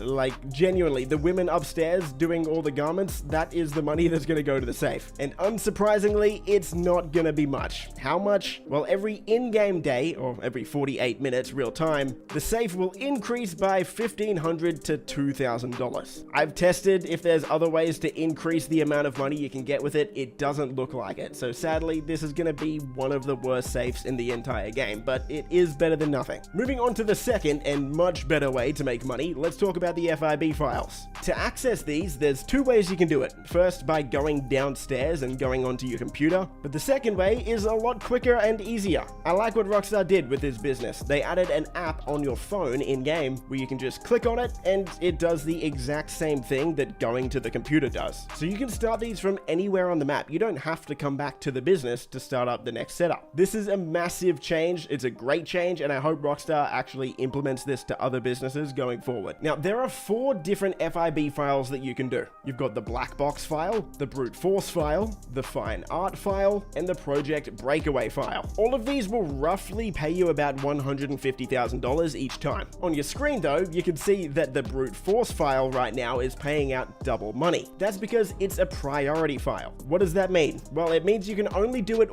once this week, but you are going to get double the amount of money. So each week, this should be the first mission you do, whichever one is the priority file and is paying double money. So you can only do that one once per week, but what about the other 3? You can do these as many times as you want. There will be a short cooldown before you can run the same file again, but you can switch back and forth between the other 3 files. There's going to be about a 5-minute cooldown before you can start up another one. But you can definitely grind this. It's not like the bail enforcement offers that launched earlier in 2024, where you can only do 3 per hour. This one, thankfully, doesn't have cooldowns like that. But I kinda just misled you right now. I said that these pay out about $150,000. That's not exactly true. They actually pay out a bit more. Each of these files has 3 setup missions as well as the finale. And in that finale, there's gonna be 3 optional objectives. If you've used the Salvage Yard before, think of it like that. If you can complete all 3 of these objectives, you're going to get an extra $50,000, and they're pretty easy, so you should be able to do this every time once you get the hang of it. So that instantly bumps up the payout from $150,000 to $200,000 every single time. And once you get the hang of these, you should be completing them in about 20 to 30 minutes. As long as you have something like an Oppressor Mark II to get you across the map quickly, you're definitely not going to take more than 30 minutes on any of these. So let's just do the quick math on that. If you make $200,000 for each of these files, and it takes you about 20 to 30 minutes, you can do 2 of those per hour. That means you can make at least $400,000 an hour. You add in that for the first one you do each week, it's going to be paying out double money. You can make $500,000 to $600,000 the first hour that you grind this business out each week. So what are the optional objectives and how do we make sure we do them every single time? I'm going to run you through them really quick. They are super simple. This should only take a minute. For the project breakaway file, you just need to get to the location within 5 minutes. Super easy. You need to get 15 headshots. To do this, I would recommend not blowing up the people out front of the lockup. Instead, just take it a bit slower and headshot all of them. And then you need to recover black books and server blades. So once you're inside the lockup, instead of rushing straight to the end and getting the hard drives, instead go into the optional rooms in front of you here and pick up the 2 bits of optional loot. That's it. For the black box file, you just need to destroy all 4 plane engines. You can do this very easily. You do have to be relatively quick, but it shouldn't be an issue. You need to recover all plane contents, so once you dive down into the water, just make sure you pick up the 2 optional parts that are underwater, not just the black box. And then during your escape, just kill 5 enemies. Again, this should be pretty simple. I find it easier to not actually jump on the front gun. Instead, just sit in one of the random seats of the dinghy so that you can shoot full 360. For the fine art file, this is probably the easiest one. Just enter the penthouse undetected, take it slow, kill the guards. It should be very simple. There's only like 5 of them. Flick the switch within 60 seconds. This is super simple. It's under this exact table every single time. And then take all cabinet contents. Again, super simple. Just take the one on the left and the one on the right first. And then after you have both of those, then grab the main target. Finally, for the brute force file, just reach the base in 5 minutes. You should be able to do this if you have 2 thumbs. Enter area A undetected. Again, this is pretty simple, but it might take you 1 or 2 goes to get used to it. All you have to do is sneak around all the guards and make your way to where the Juggernaut is. Once you're in the room with the Juggernaut, you've done it, you're good. And then during your escape, you need to destroy 5 vehicles with the Scarab. This could be kind of annoying. All I would recommend is make sure you've got your snacks ready in your interaction menu so you can spam that to heal if you need to. And that's it. You should be doing these pretty much every time after you try it once or twice, and you can make $200,000 every 20 to 30 minutes. This puts this business on par with something like the auto shop. Definitely not the best business in the game, but it's not bad. It's fine. It's pretty good. Some other cool things you might want to know about the garment factory. We've got a Mark II weapon workshop inside. That's always nice. You've got your 10-car garage downstairs, and you've also got, if you go up to this door, a fast travel system. This is pretty cool. You can go to 5 different locations in the city, fast travel there, and yes, you can fast travel back by going into the door as well. This is a cool feature. The only thing I'm disappointed about is that you can't use these in the missions. This would be so useful, and this would make the business even better if you could actually go into the doors that take you to the business during the setups. It doesn't make any sense that just because I'm holding a briefcase now, I can't use this door. But I guess Rockstar doesn't want us doing these too quickly, so we're gonna have to fly back or drive back each time.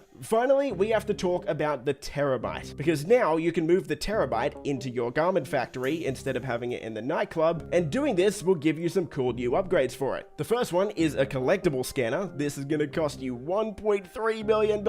Oof. I would not recommend getting this. To be fair, it does what it says. It does scan for collectibles, but the Terabyte is really slow. You don't want to be driving this thing around. You're not going to make your money back on it either, because collectibles do not pay much at all. If you want to go around getting collectibles, go to gtaweb.eu. Not sponsored at all. It's just the best website for finding collectibles. You can filter exactly which collectibles you want to look for, and it will show you exactly where they are on the map. Next, we have a silent running module. This is going to put you off the radar when you're inside the Terabyte. Kind of cool, not entirely useful. Depends how much you're going to use the Terabyte. We've got a missile lock-on jammer for the Terabyte. Finally, I feel like it should have had this ages ago. It's up to you if you want to buy this. Honestly, the Terabyte can tank like 30 rockets anyway, so it's not a massive deal. You're probably not going to get blown up in this thing. And then we've got a master control terminal. This is very good. I would recommend getting it. This adds a new feature to the touchscreen in the back of the Terabyte. Not only can you use the normal Terabyte touchscreen, but you can use the master control terminal from here. This lets you access almost every single one of your businesses, so now the Terabyte can be just a massive hub for running all of your businesses. You can resupply businesses from here, you can start sell missions, you can manage your staff. It's great. I definitely recommend it if you have a lot of properties. Some final things that you might want to know about the garment factory as well. There's a little Easter egg in here where Lester has left some of the clothes from the jewel store heist in single player, because if you remember back to single player, this is where the gang started the very first heist run. There's also snacks over here on this bench, or on this table, I should say. Go over here, get your snacks between missions. And totally random, but you can go on the roof. I thought that was kind of cool. You can also sit on the camping chairs here with your friends if you want to look at the city for some reason, have a chat, and that's about it. That's the garment factory. I know a lot of people have been hating on this business, but honestly, it's not that bad. About $400,000 an hour puts it in line with something like the auto shop. It's better than the property we got earlier in the year, I'll say that, but definitely not one of the best ones in the game. If you have the money for it, if you're looking for something new to do, pick it up. If you're looking for the very best way to make money in the game, you probably don't need it. After 12 long years of GTA Online, mansions are finally in the game, but they have a pretty hefty price tag attached to them. So the question everyone wants the answer to is, are mansions worth it? Okay, the first thing most people will want to know is, what's the difference between these 3 mansions and which ones should I buy? Honestly, if you're sitting at over $100 million, like I know a lot of you guys are, just buy all 3. Why not? But for anyone who only has enough money for one of them, let's have a look and make a decision. So the first thing to know about all of the mansions is the interiors of all of the buildings are the exact same. The only difference is the location and the exterior. So the first and cheapest mansion is the Tongva Estate. This used to be Devin Weston's mansion, and you can pick it up for $11.5 million. Next, we have the Vinewood Residence. This is the mid-tier price mansion at $12.2 million, and this is what the outside looks like for this one. It's a little bit different. The hot tub is in a different location, and you've also got a pond. And finally, we have the most expensive mansion, the Richmond Villa, for $12.8 million. Very similar layout to the first mansion, but in my opinion, in a much more central and better location. But to be honest, the location is completely up to you, and it's personal preference, because there's no real missions for the mansion mansions, so it doesn't really matter where your location is, especially because it's got a fast travel system, which we'll go over soon. So honestly, just get the mansion that looks coolest and is in your favorite location. Alright, let's talk about upgrades. There's 4 additional rooms that you can add to your mansion. First, we have an armory. This will work the exact same way that the armory in your agency works. It'll have a Mark II weapon workshop, a place for you to customize your loadouts and restock. It is close to $1 million though, and it's definitely not a necessary purchase, but it is convenient and it's a nice place to stock up on armor. Next, we have the arcade for $950,000. This one really provides no use at all. It literally is just an arcade. The only reason to have it is if you want to play these arcade games. It's not like the actual arcade business that we could buy where you could start up a heist with it. This one literally is just an arcade. So for most players, you can skip this. Next, we have a podium. This is essentially just a location for you to show off your favorite car. If you want to know how to actually add a car to the podium, well, you have to go down to your first garage level in your mansion, head around the corner here, head into this blue circle on the ground, and you can access your vehicle management menu. From here, you can place whatever car you like, as long as it's in your mansion on the podium, and you can also place 2 cars in your driveway to show off out there as well. Next, we have a vehicle workshop, which is exactly what it sounds like. You can customize any of the cars in your mansion's garage at your own personal workshop. As for the garage itself, you have 20 slots in there. But for the vehicle workshop, I don't really know if I would recommend this for everyone. The reason being, normal players can't add HSW, drift tuning, or Benny's customizations from here. You can only add those if you also have GTA+. If you don't have GTA+, you're still gonna have to go to the LS Car Meet or Benny's to put these upgrades on, which in my opinion is a massive disappointment. Next, we have to talk about the security upgrade. This is $1.75 million, so it is extremely expensive, but this is one of the best features in the entire game for anyone who likes to grind money. If you buy this upgrade and you also have security upgrades on your other businesses, those businesses will never get raided again. Literally, the chance is 0%. It completely stops all raids. If you've been playing this game for years and you like grinding businesses, you know how annoying the raids are. They suck. But now, with this upgrade, it'll never happen again, which in my opinion, absolutely makes this upgrade worth it, and it's almost a must-have. The final upgrade we have is the AI assistant, and this one is going to need an entire section to itself. So let's get into it. You can choose 3 different voices for your AI assistant: Angel, Haviland, and OG. All of which work the exact same, they just have different voices and different voice lines. But the real magic comes with what the AI assistants can actually do for you. So let's get into that now. To access your AI assistant's features, just head over to any of the tablets or TVs with your AI assistant on the wall. Here you can see all of the options. Let's go through them one by one because a lot of them are awesome. Starting off with the fast travel. This is exactly what it sounds like. You can fast travel to any of the properties in the entire game that you own. Yes, every single one, even garages. This is one of the best quality of life features we've ever got in GTA Online. So what this means is really your spawn point should always be your mansion. You just spawn in at your mansion, and whatever you choose to do, you can just teleport there in like 2 seconds. The next option is Business Production Boost. Now, I'm gonna need you to sit down for this one, if you haven't already. This is absolutely broken. Here, you get to pick one of your existing passive businesses and boost the production speed of that business for 24 hours. Yeah, an entire day. Now, I had to test this multiple times to confirm it was correct when I heard it. The boost that you get on these businesses is a 3x increase in production speed. Yeah, actually triple production. And I don't think a lot of players understand just how insanely good this is. Now, out of the 7 businesses here that you can boost, the best 2, of course, are going to be weapons and acid. Those are just the ones that make the most money. So let's say we boost our acid lab. That means for the next 24 hours, we're going to have a triple production speed boost, which basically means we're making triple money on our acid for the next 24 hours, whenever we want. Of course, you will have to resupply it and sell it 3 times as often, but that's still triple the amount of money. Now let's just do a little thought experiment here. We all know Rockstar likes to add double money businesses every once in a while. Let's say your acid lab is double money one week. You combine that with this triple production speed increase, 3 times 2, That means you're basically making 6x money on acid for that week. This one feature alone pretty much makes the mansion one of the best, if not the best business in the entire game for making money. I genuinely cannot describe how incredible this is for making cash. Now, combine this business production boost with the fact that you've got a master control terminal also in your mansion and a fast travel system in your mansion. Well, this just makes everything a lot more convenient than it ever has been before. For the rest of your AI features, you can order champagne to be delivered to your kitchen. You can host a party in your mansion's nightclub. And of course, you can choose to exit your mansion either in one of the personal vehicles inside your mansion, a luxury vehicle, or a helicopter. If you open up your interaction menu and click on mansion management, you'll see that we have quite a few options on how to tailor your mansion exactly to your liking.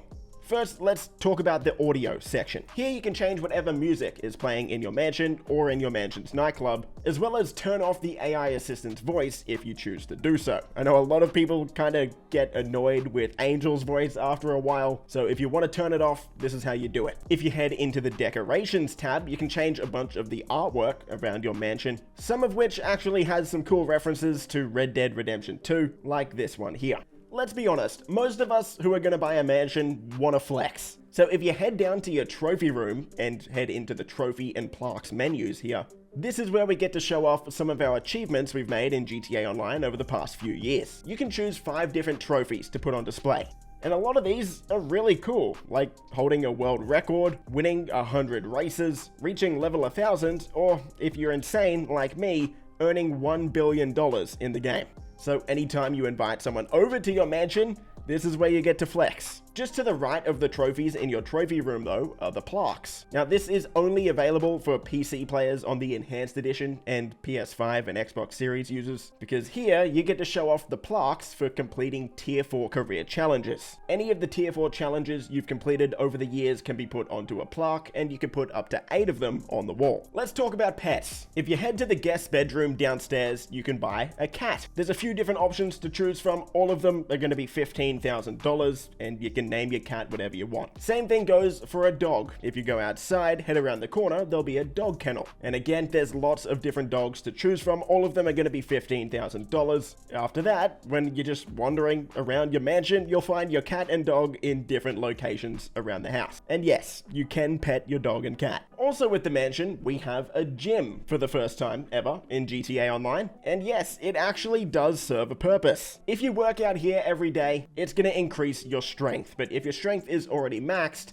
working out each day will give you a temporary strength boost, which, to be honest, isn't really that useful. What is useful though is upstairs on the roof. On the roof of your mansion, you can do yoga. And while it might be pretty boring, the benefit is actually really cool. So completing yoga each day will give you a temporary speed boost. And after running around with this speed boost active, yeah, it's actually really noticeable. So I can see a lot of players coming to do yoga every day purely for this boost. One of the more surprising things you can do with your mansion is actually in the mansion's salon. Now in here, you've got your own tattoo artist as well as your own hairdresser to customize your look however you want, of course. But if you head into your spa room inside your mansion and lay down, relaxing will actually decrease your mental state. So if you've been causing chaos in GTA Online lobbies, and you want your mental state to come down, you can chill out here. Also, a cool couple extra tips in your salon here. If you walk over here, you can put on a bathrobe. And over in this corner, we have the infamous green juice. A lot of people didn't think it was gonna be in the mansion because they couldn't find it, but it's hiding down here in your salon. We've got some extra rooms in your mansions as well, like a cigar room where you can sit down and smoke. This isn't going to provide any benefits, but it is kind of cool. It looks cool at least. And we've got a theater where you can sit down and watch Michael's movie Meltdown. We also have a vault at the bottom of your mansion on the bottom floor in basement 2. And this doesn't really do much. Depending on how much money you actually have in your bank account, this vault will be more full or less full. If you've got no money, it's going to be empty. If you have hundreds of millions of dollars, it's going to be full of cash and gold, like this one. Finally, we have to talk about the new contact in your phone. When you're out and about, you'll have a new contact, and that's your AI assistant. So depending on which one you chose, the name is going to be different. If you call your AI assistant, you can access 3 different services. A limo service, which will bring a driverless limo to you and drive you wherever you want. A luxury vehicle service, which can have a vehicle delivered to you. Or that business production boost that we mentioned before, in case you couldn't be bothered to go back to your mansion to do it. And there you go. That's a mansion. Overall, I think this is by far the coolest property we have in the entire game. But what I didn't expect coming into this DLC was the fact that this was actually going to be one of the best businesses in the entire game to make money as well. I know the mansions are extremely expensive, but for a lot of people that grind this game out, that triple business production speed is going to make you that $12 million back pretty quick. So to sum up, is the mansion worth it? Honestly, I would say yes. Most players nowadays have been playing this game for almost a decade, maybe longer. So most of us don't really need money anymore. And if that's you, absolutely, blow your load on a mansion. But if you do need money, well, yet again, the mansion is a pretty good investment. I know it's expensive, but again, that triple production speed boost is insane, as well as the security upgrade to ensure none of your businesses ever get raided again. Those are 2 massive upgrades that are going to make you and save you a lot of money in the future. So yes, I do think most players should buy a mansion if they can afford it. Last time I explained the vehicle warehouses was in my Rags to Riches series, and you guys seem to really like that and found it pretty easy to understand. So instead of me just copying what I said there, I'm going to play the clip from Rags to Riches to explain how the vehicle warehouse works. Enjoy. We're going to be buying a vehicle warehouse. This is a really good solo business because once you get it all set up and ready to go, you can make $80,000 every 20 minutes with this one. So in order to buy a vehicle warehouse, go over to the computer in your CEO office, click on vehicle cargo, and you'll see there's a bunch of different ones here that you can buy. I recommend just buying the cheapest one. The location is actually pretty decent for the price, and the cheapest one is right here for $1.5 million. So once you've got your $1.5 million, come back to your CEO office, buy the cheapest vehicle warehouse, the La Mesa vehicle warehouse. And of course, don't waste any money on these cosmetic upgrades. That's not what you need right now. You've seen how difficult it can be to make money, so just buy the standard one, please. And then we can move on to the next step. So how does this business work? The whole concept of this business is you go around, you steal high-end vehicles, deliver them back to your warehouse, modify them, and then sell them to a dealer. It's a completely illegal business, but this is Grand Theft Auto after all. So when you're ready to get started, log back in to your computer in your CEO office, go into your vehicle warehouse on the computer, and click source vehicle. This is going to start up that mission where you steal the vehicle and deliver it back to your warehouse, so let's do that one now. Now we're going to talk about how to maximize your profits with this business. It is going to get a little bit complicated here, so let's head over to the CEO office and explain it. When you source a vehicle for your vehicle warehouse, it's going to give you a standard range, mid-range, or top range vehicle to steal. Standard range vehicles can get you $30,000 profit per vehicle, mid-range can get you $50,000 per vehicle, and top range can get you $80,000 profit per sale. So looking at those numbers, it would be great if we could just constantly sell top range vehicles, right? Well, you actually can do that, and I guess it's kind of by sort of abusing the game's mechanics a little bit, but I'll explain how it works. It'll all make sense, don't worry. When you click source vehicle, it's going to give you a random vehicle out of these 3 types. However, in the actual pool for the vehicle warehouse, there's only 10 different standard range vehicles, 10 different mid-range vehicles, and 12 different top-range vehicles. The game isn't going to give you a duplicate of any vehicle until you have all 32 vehicles in your warehouse. So what does this mean? This means if we continue sourcing vehicles until we have all 10 standard and all 10 mid-range vehicles in our vehicle warehouse, from that point on, the only vehicle the game is going to let us source is top-range vehicles. So what I'm saying is you never want to sell your standard or mid-range vehicles. You just want to leave them in your warehouse doing nothing, and once you have all 10 standard and all 10 mid-range vehicles in there, just continue sourcing a vehicle. It'll be a top-range vehicle, then sell that top-range vehicle. source another top range, sell another top range. Is that making sense? If all of that is too confusing, just remember this simple rule. You only want to sell top range vehicles, never sell anything else. Alright, so let's sell one of these things. Alright, we've got 9 top range vehicles here, but we've got all 10 mid-range and standard range vehicles. So we'll click on one of the top range vehicles, click export, and then we can choose who we want to sell it to, a private buyer, a showroom dealer, or a specialist dealer. They're all going to pay different amounts of money, but obviously we want to sell it to the specialist dealer. That's going to make us the most money. We're going to earn $100,000 from the sale, but it is going to cost $20,000 to modify. $100,000 minus $20,000 is $80,000 profit. So we're going to select that one and then modify the car. Once you get to the modification stage, it really doesn't matter what you do to the vehicle. All of the upgrades will be free. You've already paid the $20,000. You can make the vehicle look as cool or as stupid as you like. It really doesn't matter. It's only going to last this one mission. So really, I don't put much thought into it. So let's sell this one and we'll talk about what to do from there. Oh man, I still really love that video. So that's the vehicle warehouse done and dusted. Hopefully that helped. If you need a bit more info, I've done a couple videos on the vehicle warehouse, so maybe check those out. But for now, let's move on to the next active business, and that's the hangar. The hangar is very similar to the crate warehouse, but it actually just recently got a buff that makes it one of the highest paying businesses in the game. Let's go. First things first, location, location, location. How do we buy one of these and where should we do it? To buy a hangar, open up your internet, whether that's on a laptop in an office or on your phone, go down to internet, money and services, and click on Maze Bank foreclosures. Go up to the top right here, filter it by hangars so you can only see all the hangars available, and you've got a handful of hangars to choose from. You've got 2 down here in LSIA, the main airport in Los Santos. These 2 are the cheapest 2 hangars in the game.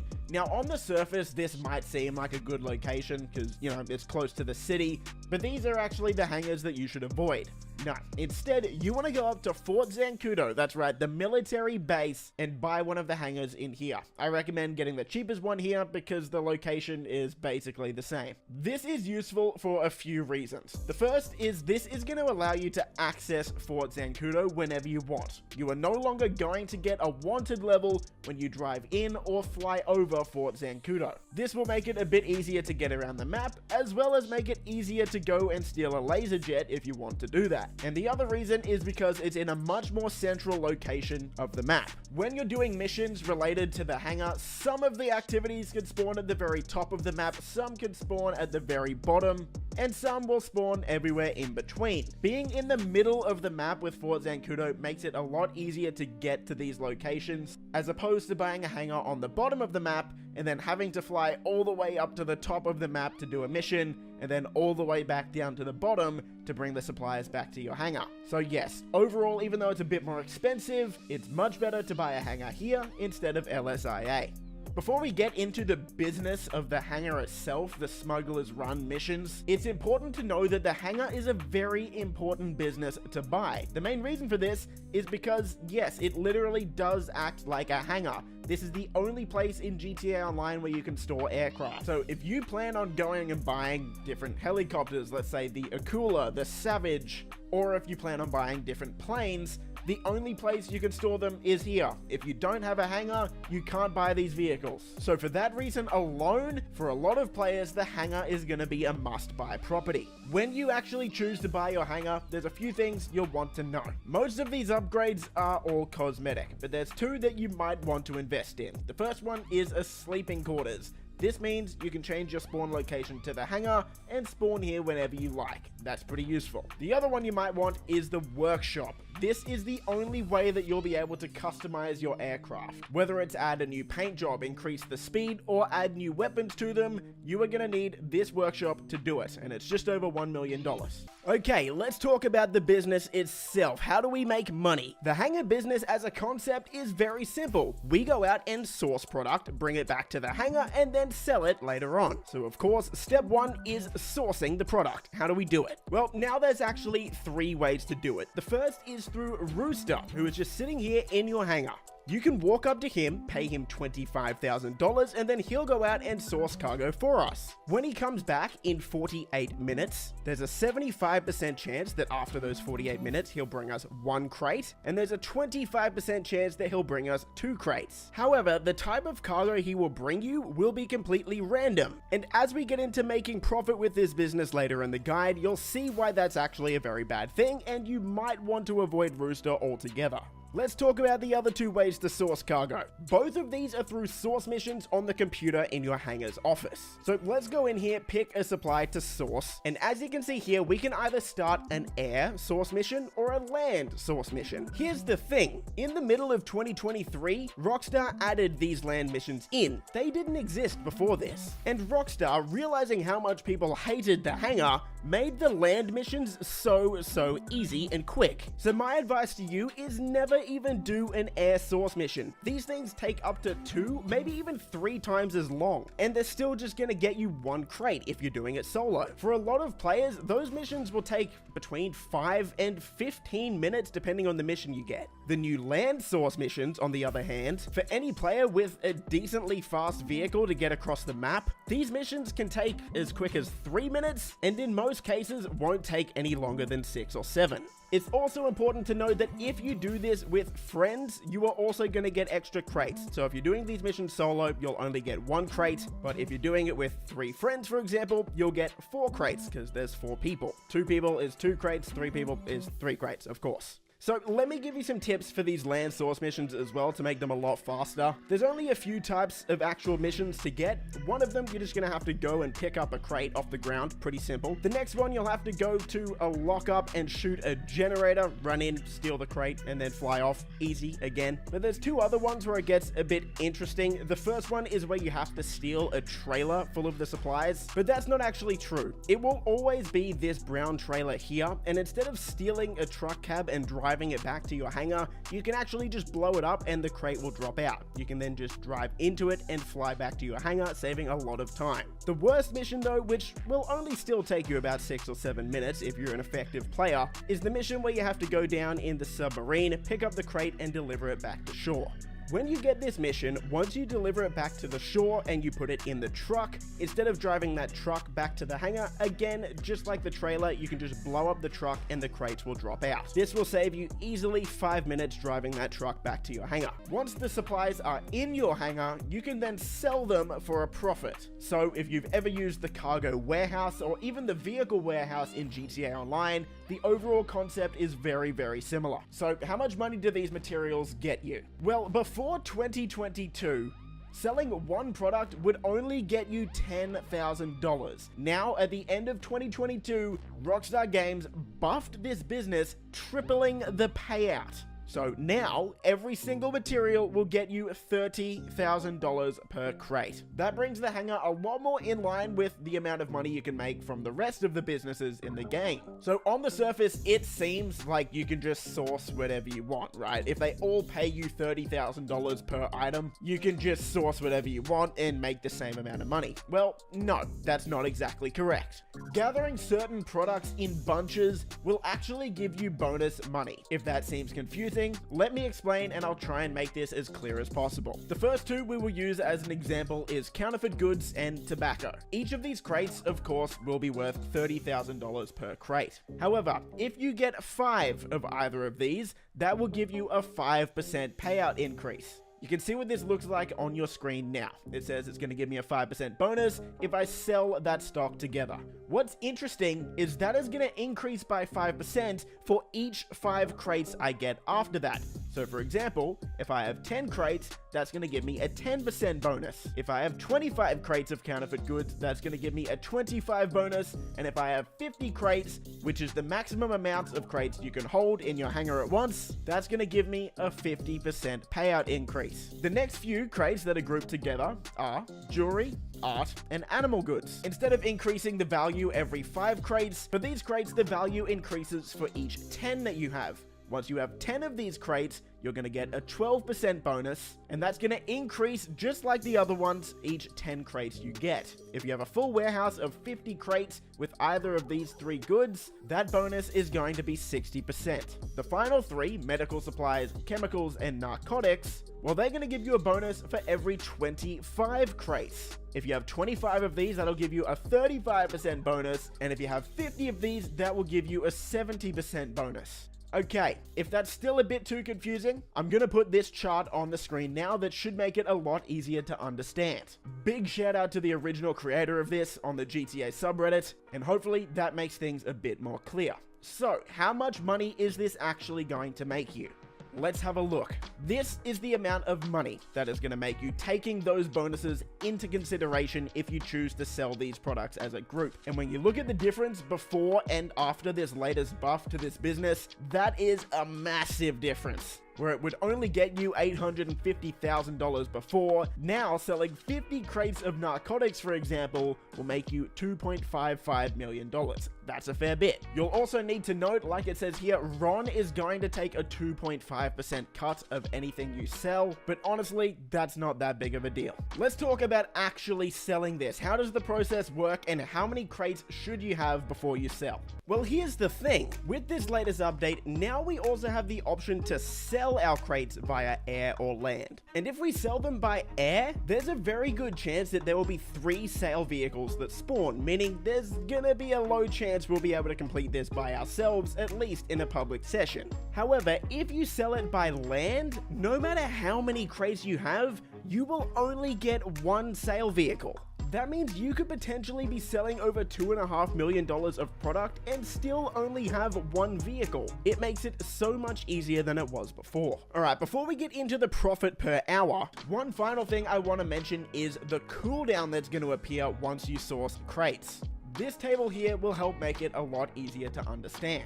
After you source a specific crate, let's just take counterfeit goods for example, once you deliver this back to your hangar, there's going to be a 1-minute cooldown until you can source that crate again, or if you're playing solo, it's going to be a 2-minute cooldown. You can look at this graphic on screen now to determine all the cooldowns for whatever you choose to supply, so if you see a cooldown and not sure why it's that long, this is the reason. I'll also link this entire graphic in the description below, so you can come back to it whenever you want and see how to make the most money. Okay, let's talk about profits. If you're doing all air source and air sell missions, of course each player is going to complete these at different speeds, but taking into account that it will probably take about 10 minutes for each source mission, we can assume that if you sell these crates in a private lobby, meaning you're not going to get the high demand bonus for selling in a public lobby, which can be up to 50%, so it could be worthwhile doing that if you like the risk. Anyway, we can assume somewhere around $180,000 is probably about right. If you're doing land, source, and sell missions on the other hand, these will take about half the time. So really we can double that profit per hour, and then you're looking at about $360,000 an hour. But again, even that's not completely accurate, right? Because we will be selling these crates in batches. Each crate by itself is worth $30,000, but if you go out and source a massive bunch of the same type of cargo and you end up getting a 70% bonus when you sell it because you have 50,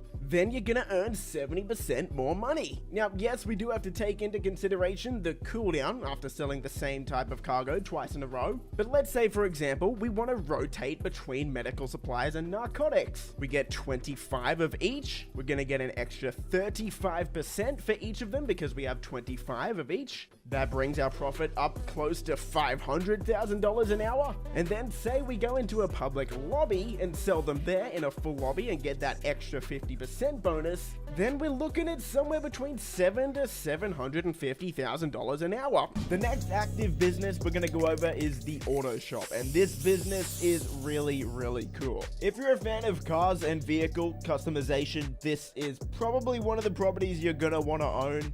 And the reason for that is it comes with a 10-car garage standard, but you can also customize all of your vehicles just like you would in LS Customs directly inside this business. It's an auto shop after all. In order to buy your own auto shop, head into Maze Bank foreclosures like you did with a bunch of other businesses and pick one up. None of the locations are really terrible, so just think which one's going to be best for you and go with that one. As for the upgrades on the auto shop, you've got a few to choose from. You can choose between 0, 1, or 2 staff members. And in the extras tab, you have an option to add a second car lift. It's important to know that this is just a second car lift. The base auto shop already comes with one. So what is the car lift? Well, the car lift and the second car lift are essentially one of the ways you can make money from the auto shop, but they're kind of the worst way to make money.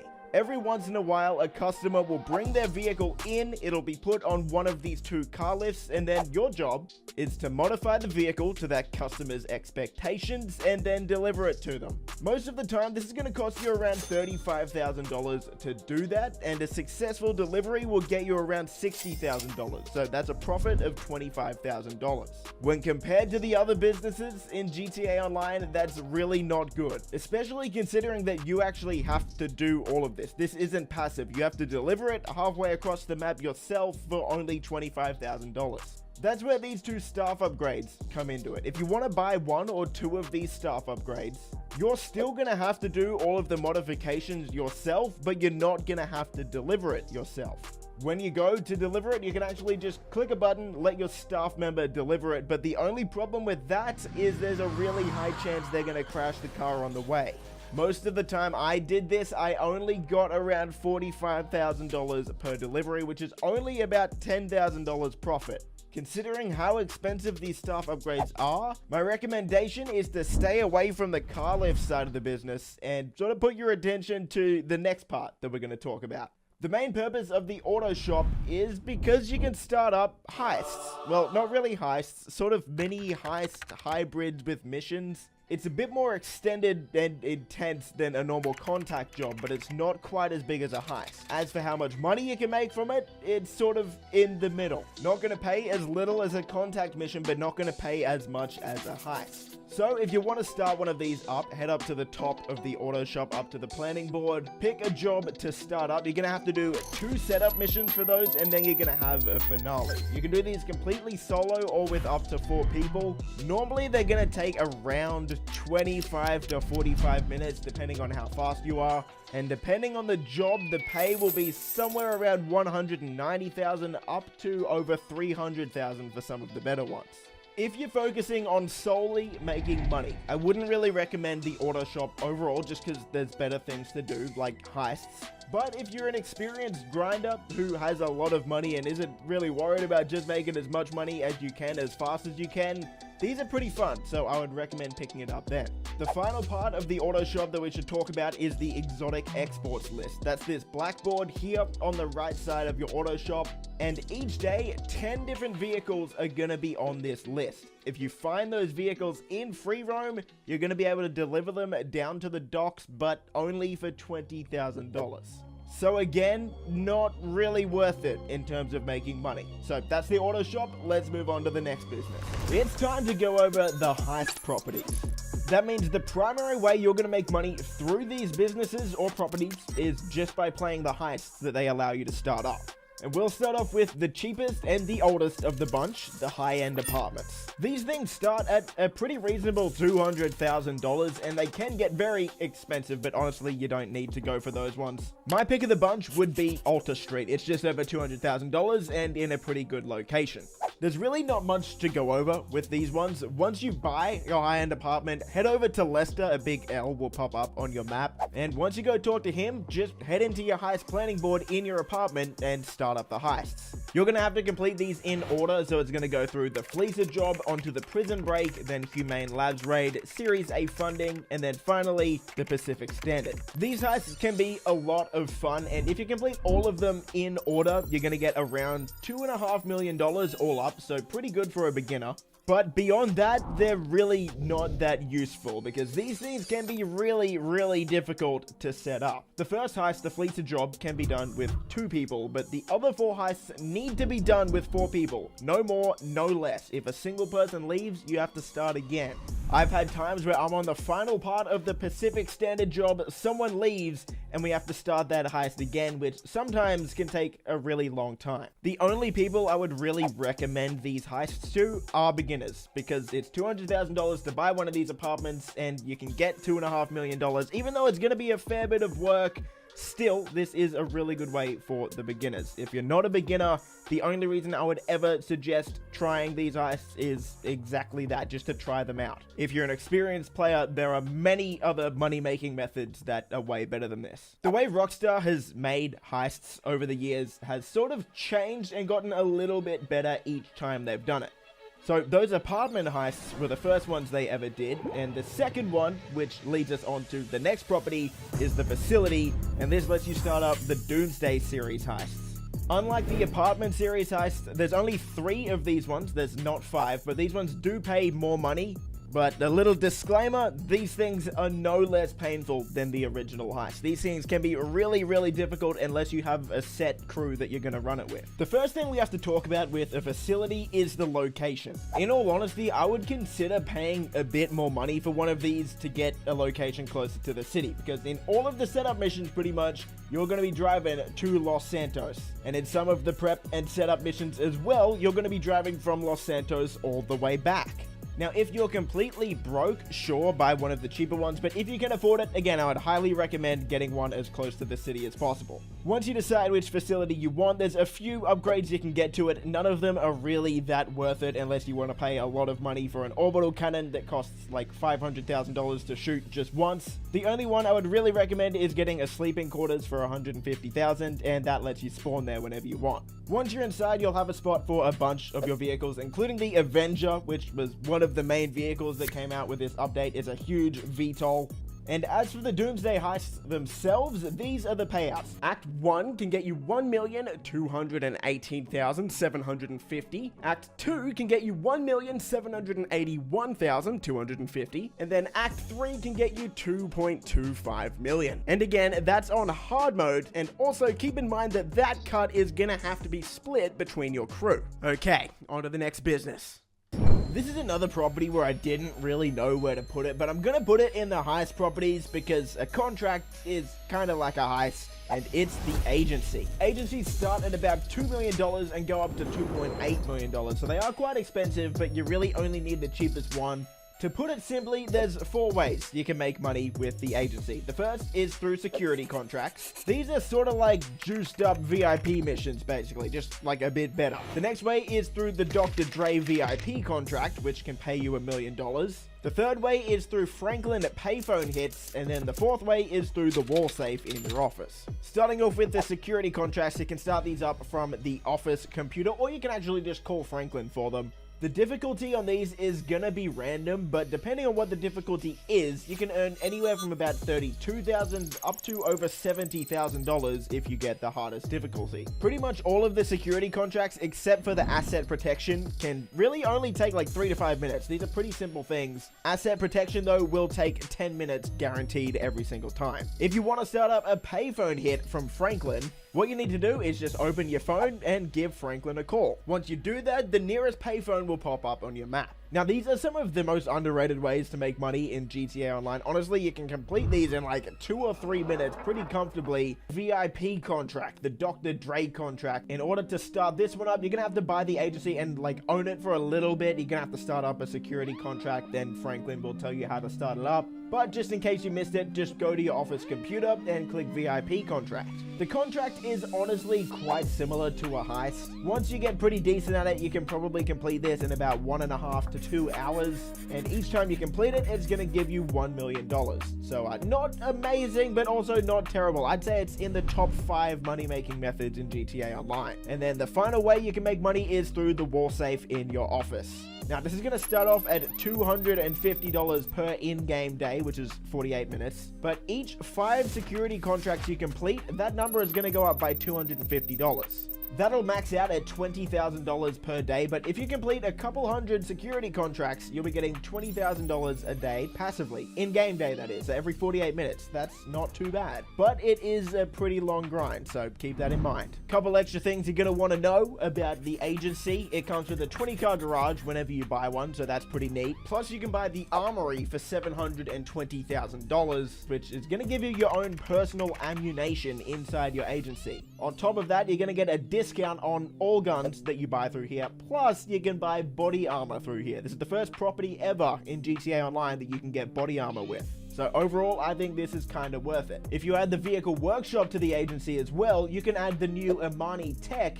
which on a few vehicles will add a missile lock-on jammer so those oppressors can't lock onto you anymore. Again, I think that's pretty neat. Alright, on to the next business. The next business we're going to go over is the arcade. The arcade was added back in 2019 and there's 6 different locations for you to choose from. My suggestion to you is avoid the 2 up north. They're really far away from the casino. And the reason that's important is because the arcade is the property that lets you start up the Diamond Casino heist. Before you buy an arcade though, you're going to have to go through a cutscene with Lester, which is going to be on the right side of Los Santos. So if you see the letter L on the right side of the city, go talk to him.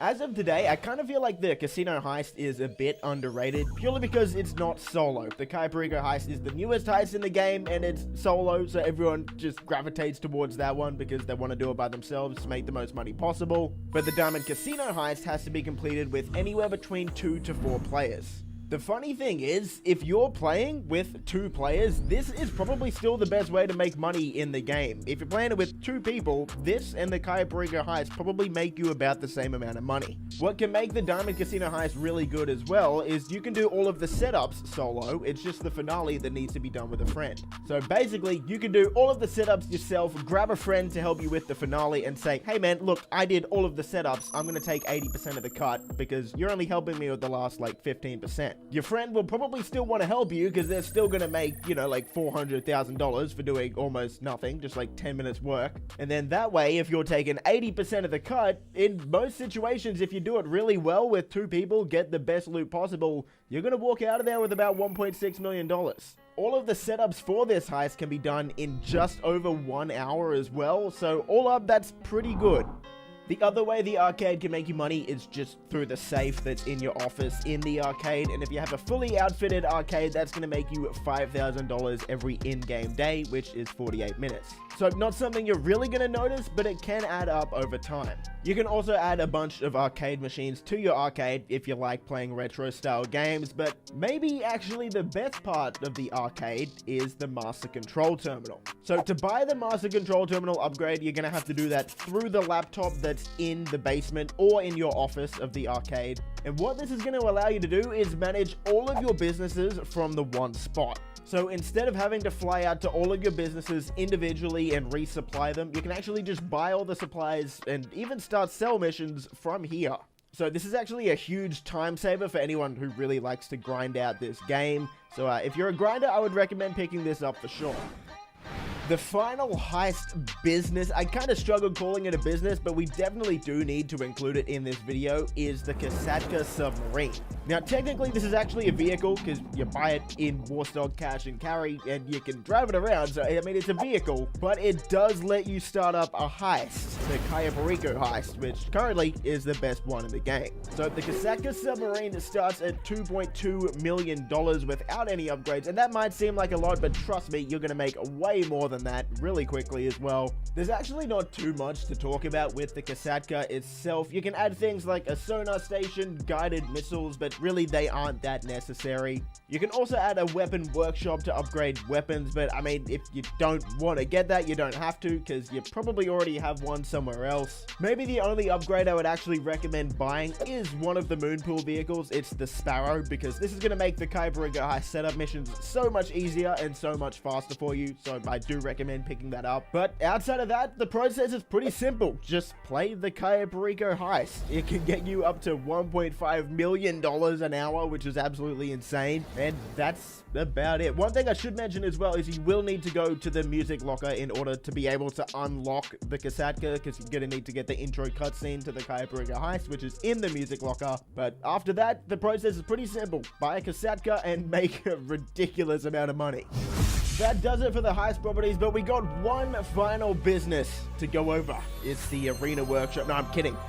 We didn't actually go over the Arena Workshop. It's kind of useless, so I didn't include that one. But we have to go over the Nightclub. Okay, first things first, location. You actually have to buy a nightclub, so where should you buy it? Well, in my experience, it is definitely better to get one as north as possible. So I would recommend, if you can afford it, getting one of the 2 at the top of Los Santos. The main reason for that is it's just a much more central location. Some of the sell missions, some of the resupply missions, setup missions, whatever, they can be actually at the top of the map. So not only is it annoying having to actually drive to the top of the map, but you're also going to have to bring a slow vehicle back, and driving it through the city as well to get to the bottom of the city, well, that's going to add an extra few minutes every single time, and I don't recommend it. These two at the top of the city are also really close to the highway, so it makes all that stuff a lot easier. Okay, let's go through the Nightclub upgrades when you're buying it. We got Nightclub Style, Light Rig, Nightclub Name, and then Dancers and Dry Ice. All of those are completely cosmetic, and I wouldn't recommend it as a beginner unless you've got millions and millions to waste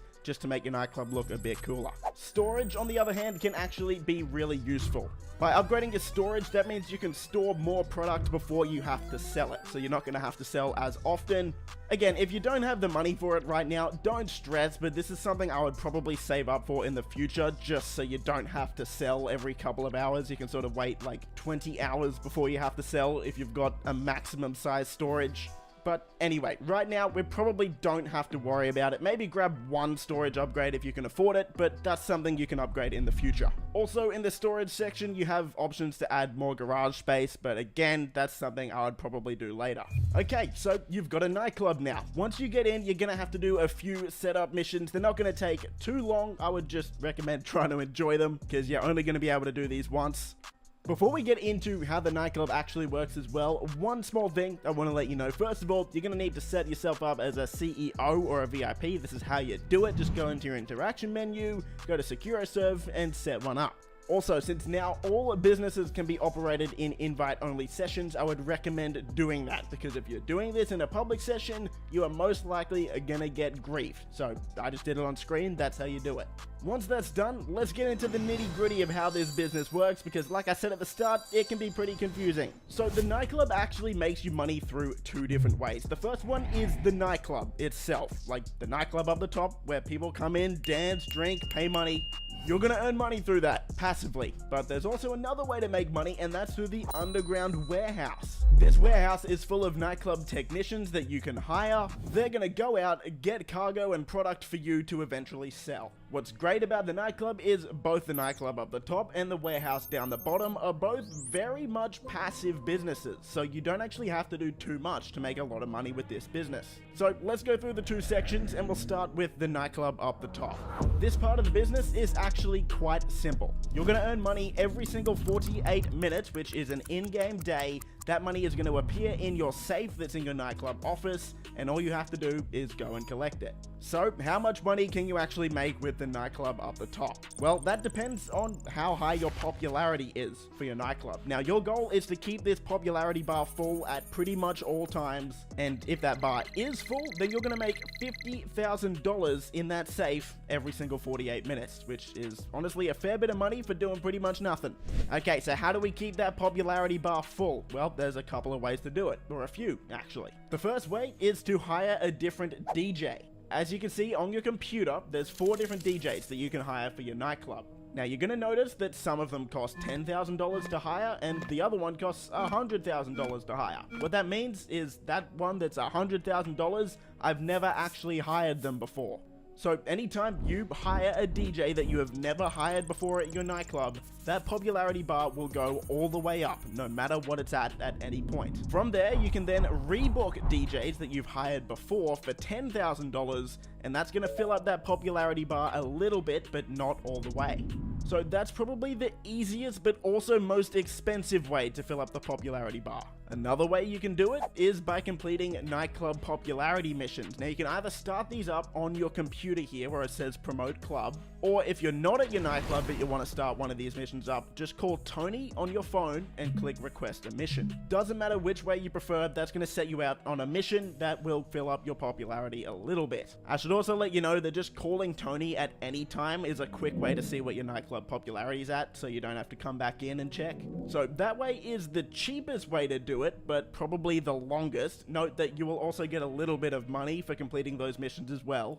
But then there's a new feature that Rockstar added, which is also very quick and very cheap and also very effective. And that is either kicking out a troublemaker that's in your nightclub, or by delivering a drunken VIP out to wherever they need to go. Sometimes that'll be their home, sometimes that'll be a hospital, sometimes it'll be rehab. From what I've tested, one of these events will pop up in your nightclub about every 48 minutes, which is actually really good because that's as often as you need to do it. You don't need to do it more often than that to keep your popularity full. So what I would do is call Tony every hour-ish, let's say, see what your popularity bar is at. If it's not all the way full, quickly head into your nightclub and there should be someone that you can interact with. Again, that'll either be a troublemaker that you can quickly kick out or a drunken VIP that you can deliver home. Once you do that, you'll get about $10,000 and it'll also increase your popularity. So that's pretty simple. If you keep on top of that popularity bar, you're going to make $50,000 every 48 minutes in that safe.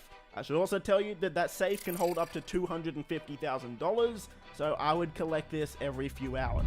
Cool. Okay, let's move down to the warehouse. Now, this is where it starts to get a lot more complicated and a lot less beginner friendly. This warehouse can make you a lot of money, but it also costs a bit of money to set up, and there's a few reasons for that. First of all, you're actually going to have to hire the technicians, and they're a few $100,000 each. You can hire up to 5 of them. You'll start off with 1 for free when you buy the nightclub, but from there you can buy the extra 4. You can assign each technician to one specific product that's on your screen now. That technician's entire job will be going out, collecting whatever you've told them to collect, and bringing it back to your nightclub.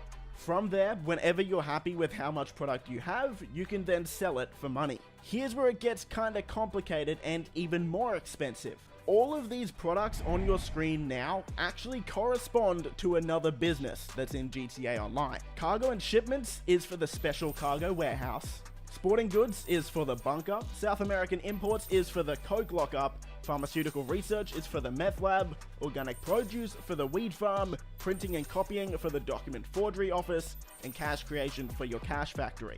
Let's use Cargo and Shipments as an example since it's the first one. You can only assign a technician to Cargo and Shipments if you actually have a special cargo warehouse. For Sporting Goods, if you want your technician to accrue sporting goods, you also need to own a bunker. So now you can see where this gets very expensive. If you want to have 5 technicians accruing goods for you, you need to own 5 extra businesses. What that means is, of course, this is not accessible to beginners at all because they're not going to have the extra businesses. But what this means for experienced players who have a lot of businesses, well, that means you can make a lot more money. It's also important to note that this will not affect those existing businesses in any way. This isn't like stealing product from those businesses. This isn't slowing down their production at all. No, this is completely separate, but you do have to own those businesses in order for your technicians to be able to get them. Rockstar also added a new way to sort of collect goods for your nightclub warehouse as well with this latest update.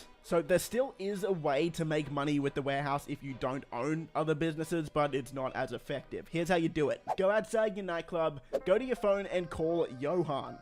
Once you call Johan, you'll see 2 things. First of all, you can see how much stock is in your nightclub warehouse, which is kind of nice, but also you can start up a mission. From there, Johan will call you back, give you a mission, and then what you have to do is go steal the cargo and deliver it back to your warehouse. So basically, in this situation, you're the one acting as a nightclub technician. Overall, it's not a terrible way to make money. This mission should pay you about $10,000 as well as fill up the nightclub warehouse, so it's honestly not too bad, but it's not as effective as just letting it happen in the background.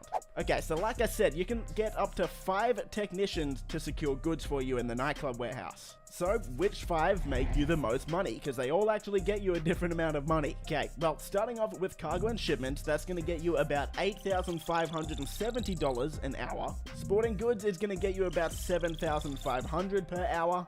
South American Imports should get you $13,500 per hour, which is a lot. Pharmaceutical Research should get you about $11,500 per hour. Organic Produce should get you $6,075 per hour. Printing and Copying should get you $5,400, and then Cash Creation should get you $9,450 per hour. So, as you can see, the best 5 are going to be Cargo and Shipments, Sporting Goods, South American Imports, Pharmaceutical Research, and Cash Creation. Obviously, if you only have one or two, I would prioritize the ones that make the most money, so that would be South American imports and pharmaceutical research, but if you have all 5, then those are the 5 to go with. Before we move on to actually selling, let's talk about the upgrades tab. So we've got 3 upgrades here: equipment upgrade, staff upgrade, and security upgrade. And as you can see, the equipment upgrade is very, very expensive. So what do these upgrades do? Well, the equipment upgrade is gonna make the technicians in your actual warehouse get goods faster. So you're gonna make more money with the warehouse. Obviously, that is a lot of money, but if you plan on using the nightclub a lot, and if you plan on playing GTA Online for a while, this is definitely worth it. If you only think you're going to be playing this game for a few weeks, then I wouldn't recommend it. The staff upgrade acts as the same sort of thing, but for the nightclub itself upstairs, instead of the warehouse down below. This one's a lot cheaper, and this is one I would actually recommend if you can afford it. What this is going to do is basically make your nightclub popularity just decrease a bit slower, making it easier to maintain. And the security upgrade means your business will get raided a lot less. Now, occasionally your businesses can get raided. That means you're going to have to go on a mission and essentially protect your nightclub. I'm gonna be honest with you, I've played this game for thousands of hours and I have never actually got my nightclub raided, so I don't really recommend this because I've never even bought it. Okay, let's talk about selling the product in your warehouse. It's time to sell. Well, first off, what we need to note is that price down the bottom, Tony, who's your nightclub manager, is actually gonna take a 10% cut of that. So whatever that is, take 10% off. You'll also see that you can complete special sell missions that are gonna pay you a bit more for delivering certain items. Personally, I don't like doing this because I just like to sell it all at once, but if you want to give that a go, it's up to you. It'll pay a bit more, but I don't think it's worth it. Okay, so when should we sell? Well, if you're trying to make the most money possible, I would actually recommend selling over $1 million at once. Because like I said, Tony is going to take 10% of that, but that's capped at $100,000. So that means if you sell $1 million, he's going to take that $100,000 because it's 10%. But if you sell $1.5 million, he's still only going to take a maximum of $100,000. To be honest though, that's up to you because it's not the biggest deal in the world. It's only 10%. But do with that info what you will. What I really like about the nightclub is no matter how much product you're selling at once, you're still only going to have one sell vehicle, making it a really easy business to complete solo. Now, depending on how much stock you're selling at once, you're actually going to get assigned a different sell vehicle. So there's 3 different vehicles. First one is the Speedo that you get given with the nightclub. That one's going to allow you to sell up to 90 crates at once. The next one is the Mule Custom, which you can actually buy and you're going to need to buy if you want to be able to use it. However, the mule will only be used if you have between 91 and 180 crates at the time of selling. Then the final one is the Pounder Custom. This is a pretty big truck, and this one's used for over 180 crate sales. What's nice is you can actually custom upgrade these vehicles to make them a lot stronger. They're gonna have armor. You can even put weapons on them if you want. But like I said earlier, I recommend doing this in invite-only lobbies, so you shouldn't have to worry about players trying to grief you. So hopefully you shouldn't actually have to upgrade these vehicles. The final thing I'm going to let you know about the nightclub is this is where you're going to store your Terabyte if you choose to buy one. The Terabyte is a vehicle you can buy on Warstock, and this is the vehicle you're going to want to buy before you buy the Oppressor Mark II if you choose to buy it, because you can store the Oppressor Mark II in your Terabyte and add missiles to it and whatnot from the Terabyte. This is the only place you can do it. The Terabyte also lets you start up client jobs, which are actually pretty nice paying little jobs. So if you do choose to buy that, well, I made a completely separate guide on that. I'll link that one down below. And we'll wrap it up there. So the nightclub is probably in my top 3 businesses in the game. Probably number 2 actually, right behind the Kosatka submarine if we're including that one. This is absolutely a must-own business. So I hope this video helped you out. If it did, a thumbs up would be awesome. Subscribe for more stuff like this. I hope you're staying safe, and I'll see you in the next video. Boys!